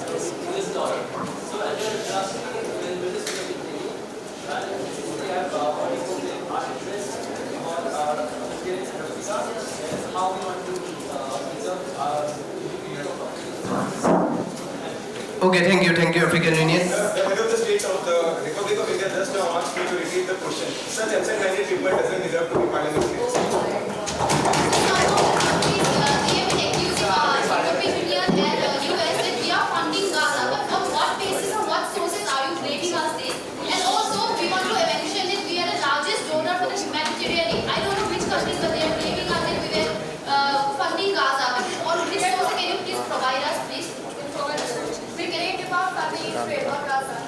That's what? Can you just say the I'd like to say that weapons are transferred by trucks and trains run on oil. So in collaboration with the Federation of Russia under OPEC+, they are decreasing oil production to 8 million barrels per year.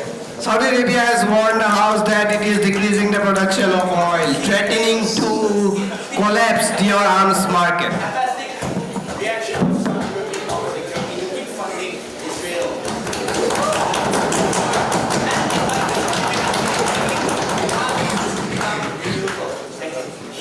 Very interesting. Japan, would you like to respond? You are raising the placard. Saudi Arabia is threatening to cut oil.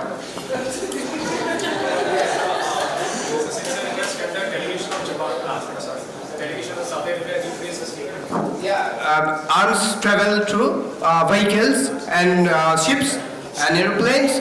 You cut the oil, you cut the flow of arms. That's the argument given by Saudi Arabia, and that's why they are decreasing the production of oil. That means oil is going to cost higher now.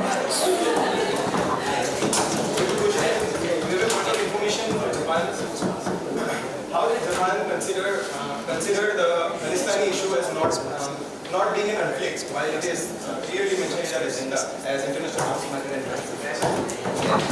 Japan. Thank you, sir. The very definition of conflict clearly involves two states, not non-states. In case of Pakistan, there is no specific backing of the state, and although individual backing is made, Pakistan is an individual organization and entity, whereas the fight is against the dominion of India. So therefore, the term conflict should not be, and there should not be placed in this context. They are asking for Israel Palestine, Gaza. Khalistan. Khalistan. Okay. Assassination of Buddhists. Okay. Japan has given its position. But with that definition, we are in conflict right now. Every state is against the other state. And we are in a conflict right now. How do we resolve this conflict? So we want a vote regarding his statement. Okay. Delegation of Japan answer to that question.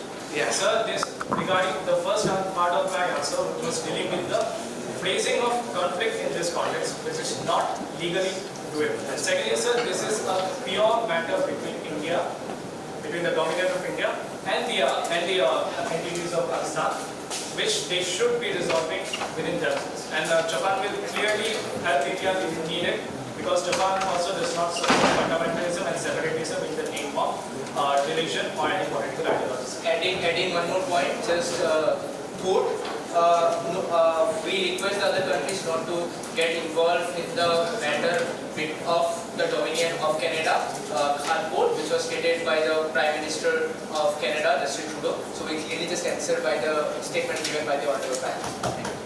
Okay, so India, your interference, regarding your interference in Canada, you have anything to say?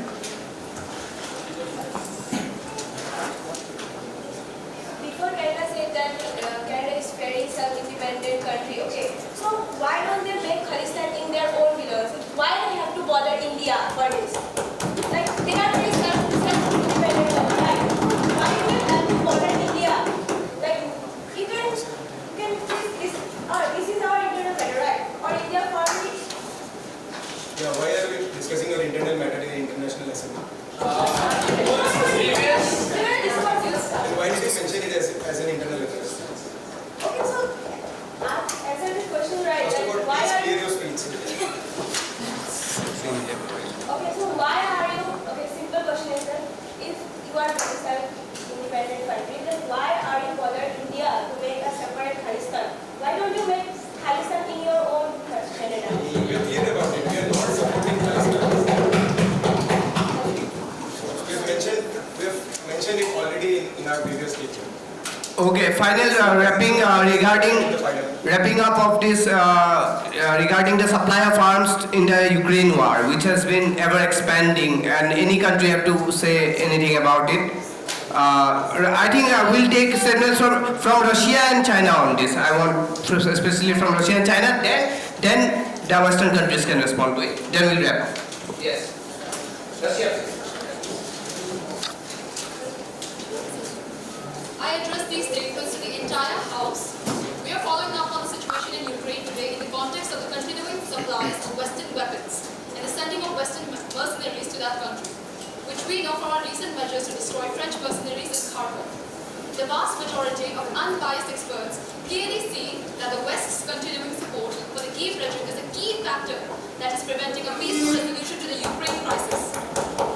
And even if the USA's illicit exports to the Ukraine stops, then the peace will be attained naturally. That's what I want to say. And no matter what the Russian Federation say, like the other countries, like the USA, will continue to read from the piece of paper you printed for this conversation. China, go ahead.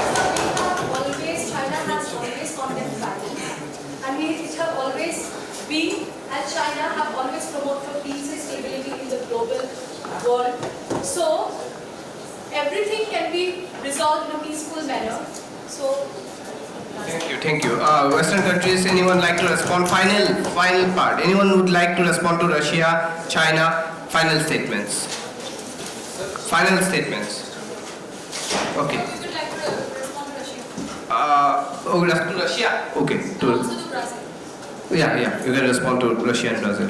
First of all, we condemn this barbaric attack on Ukraine by Russia and Russia's illegal armaments to justify it. We will never back off. We will keep supporting Ukraine and allowing the USA for that matter. And another thing that Brazil was accusing the European Union and other countries about funding or illegal weapons. But I'm going to say that half of the weapon in circulation in Brazil is illegal. 7.6 million of total of 16 million weapon in Brazil is illegal. Brazil is world champion in numbers of death by firearms with 34,300,000 numbers per year. So they should look into their own country before coming in other countries. Okay, thank you. Yeah, you go ahead. As the Ukraine nation mentioned, has been targeting Brazil over the various arms. But itself during the Russia-Ukraine war, the arms that have been received by the USA, France, and other nations, they have not been able to, because most of the arms have been supplied to the Ukraine to defend its boundaries, but those arms have been proliferated to the black market, where those terrorist organizations or the non-state actors get those arms to the source of the black market. So why is the European Union not able to stop the proliferation of the arms? Although Japan is not a Western country, but the voice of Asia matters as much as the voice of Europe. With these statements, have to be clear that when the conflict, let's say the word conflict, when the conflict has been going between the two states, it is important that they have not been ignited by multiple other countries who are just using it for their own benefit. Especially highlighted to these countries who have been using their expansionism in the South China Sea. But using this with importance of the Dinora, who does not have any military bases, we urge that both the nations does not have a conflict in this particular region, because this particular region contains a huge amount of infants and those who are not even related to the military. And we also urge that both the nations come to a common ground and solve this issue in a diplomatic way, not via arms. Thank you. Brazil, you can respond. First, I would like to reply to the European Union. The fact that it brings a country that has been through so much under military dictatorship, under CIA-funded drug programs, yet you accuse us of that. Same order. We are not accusing out of nowhere because we have data from United Nations Organization of Drugs and Crime. It is like not coming from nowhere, like you gave us data out of nowhere, but it's not out of nowhere. We have got this data that half of the weapons in circulation in Brazil is illegal. We have to accept it because it's from United Nations Organization of Drugs and Crime. Can you repeat that? Sorry? Yes, Brazil is asking something. Yes, can you just repeat that? What? Can you just repeat that? Okay. I'm saying that whatever I have said about your country is from data. That is United Nations Organization of Drugs and Crime. It says that half of the weapon in your country in circulation is illegal. And I'm not saying it out of nowhere, like you have accused my country of something that is out of nowhere. You don't even have the source of it. That is exactly why Brazil has always stood firmly for the Arms Trade Treaty. Okay, last statement from And we are wrapping up with Point of information. Raise concerns to the issues going on, as the honorable member of the European Union mentioned about the UNODC resolution. Can the honorable member please highlight the resolution which was charted in the UNODC? I think this will be taken up later. Yeah, South Korea. Thank you. As per a report by the SIPRI 2019, the Middle East witnessed the biggest growth in arms imports for the period by China. Saudi Arabia, one of China's closest partners in the region, remains the world's largest weapons importing country. And also the instance, there has been an unauthorized import of weapons to Democratic Republic of Congo, and this has been the main ploy of China. They have been saying and reiterating that they have been advocating for peace, but they have never advocated for peace because they have been doing import of weapons to various countries under unauthorized measures, and they have never thought of peace. They have just thought of the main ploy of creating and manipulating of other third world countries against the countries and being the superpower in their own hand. Okay, thank you. So, thank you everyone. Thank you so much. It was a very interesting event. Yeah, actually we are wrapping up. Time is over. I'm so sorry. And hopefully we will have events like this in the future as well. Thank you so much for joining. It was a great event. And judges will take some time. You can... Yeah, the final resolution, you can read it out, please. And I welcome Professor Dr. Dilip Chandranath sir to kindly give away the award for the third position, that is Saudi Arabia. Team Saudi Arabia, kindly come forward. Name of the students and department also. Mike. Yes. Name and department. Kindly say your names. Temjen. from Department of Political Science. And we have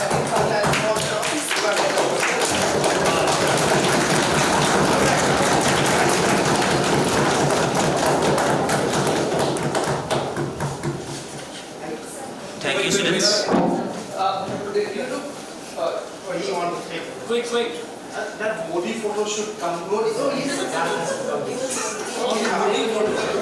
Why?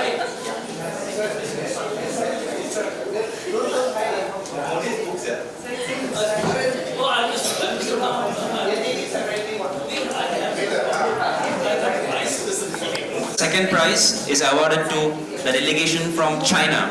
I request our VC sir to kindly give away the prize.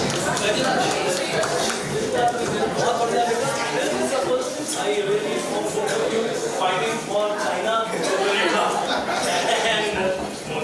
The students are Snowy and Shatabdi from Department of Political Science. From Japan.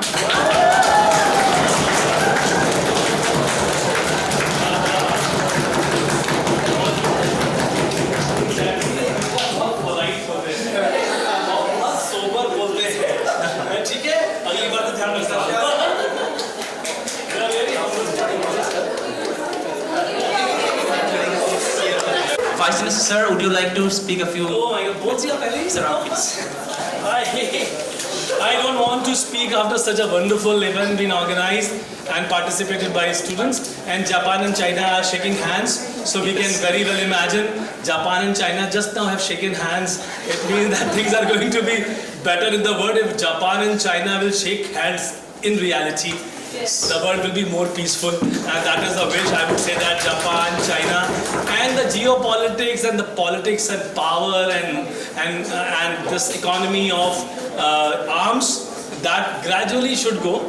And if all of us will try and discuss about the reasons for this kind of economies which are going because of the arms, and deliberately peace has been disturbed in the world, so that arms are being sold, and that kind of thinking, if you all can gather in due course of time, that peace can only be possible when the political leadership of the world decide and change their ways of earning for their country with no muscles or less muscles, but by then more prosperous way of doing it. What is a more prosperous way of doing it? Is that you should go away from arms and do something better and something else to make your economy stronger. That may be country like India, where we have a strong economy because of agriculture. We can have a strong economy, some portion of economy of America because of high-end education system, and we can also have in China in due course of time. People are going in huge number to China for high-end education system. So education may be one product, or maybe agriculture can be the second product, and trade and commerce and all good things for the mankind can be other ways. There is a possibility that we will or somebody will not become superpower, but it is better not to become superpower by wrong things. It's better to become a superpower by good things. So this is my message to you. Thank you so much.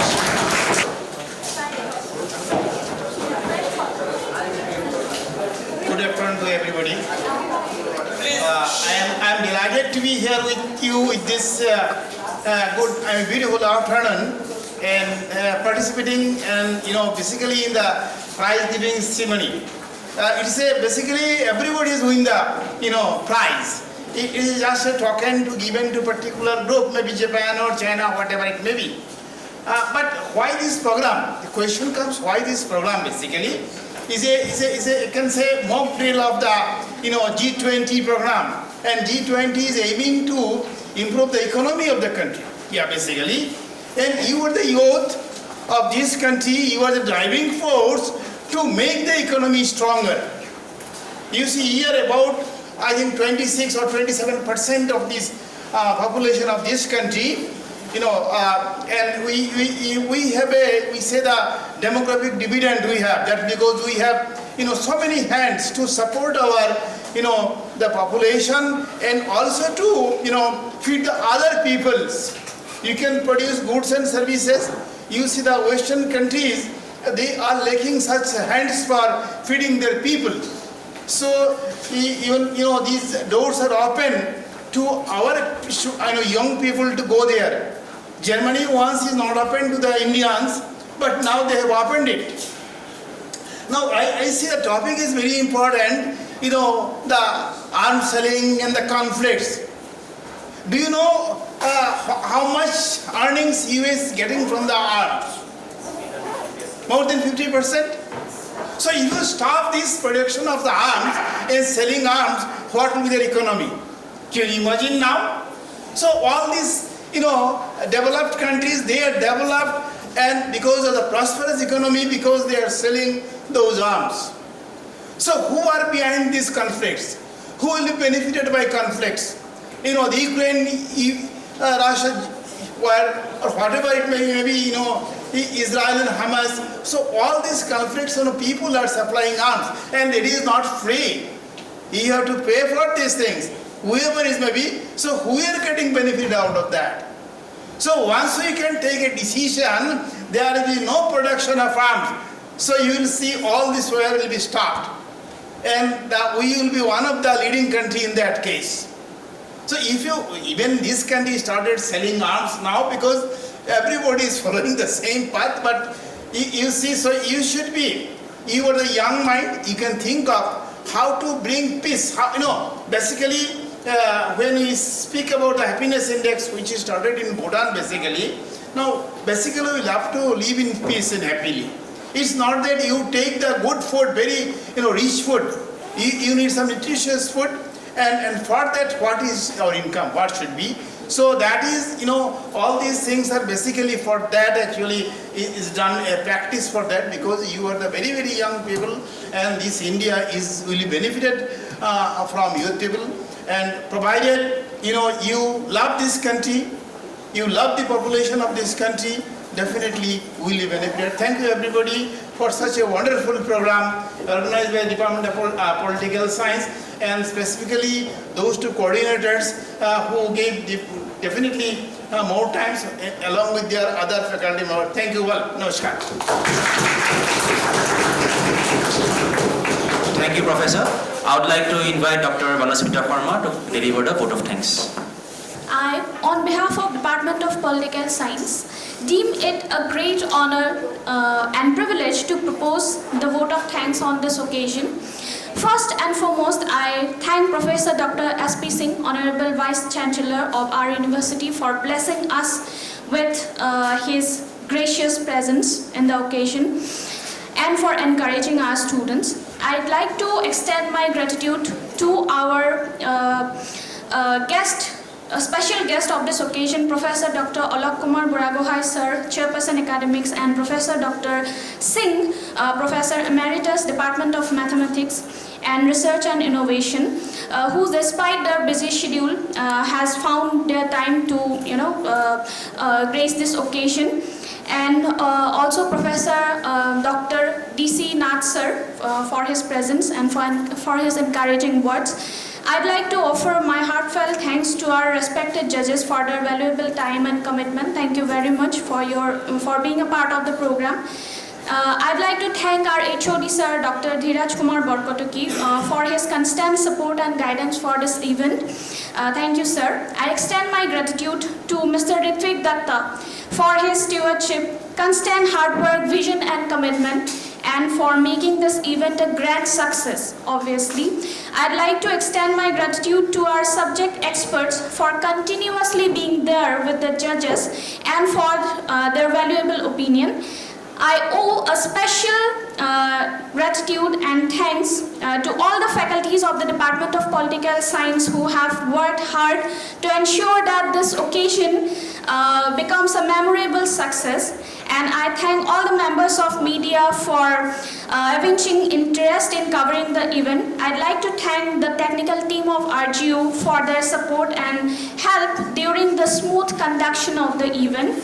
Last but not the least, I thank all of my students, friends for their cooperation, for their participation in the event, and for making this YUVAMANTHAN Model G20 a grand success. Thank you, everyone.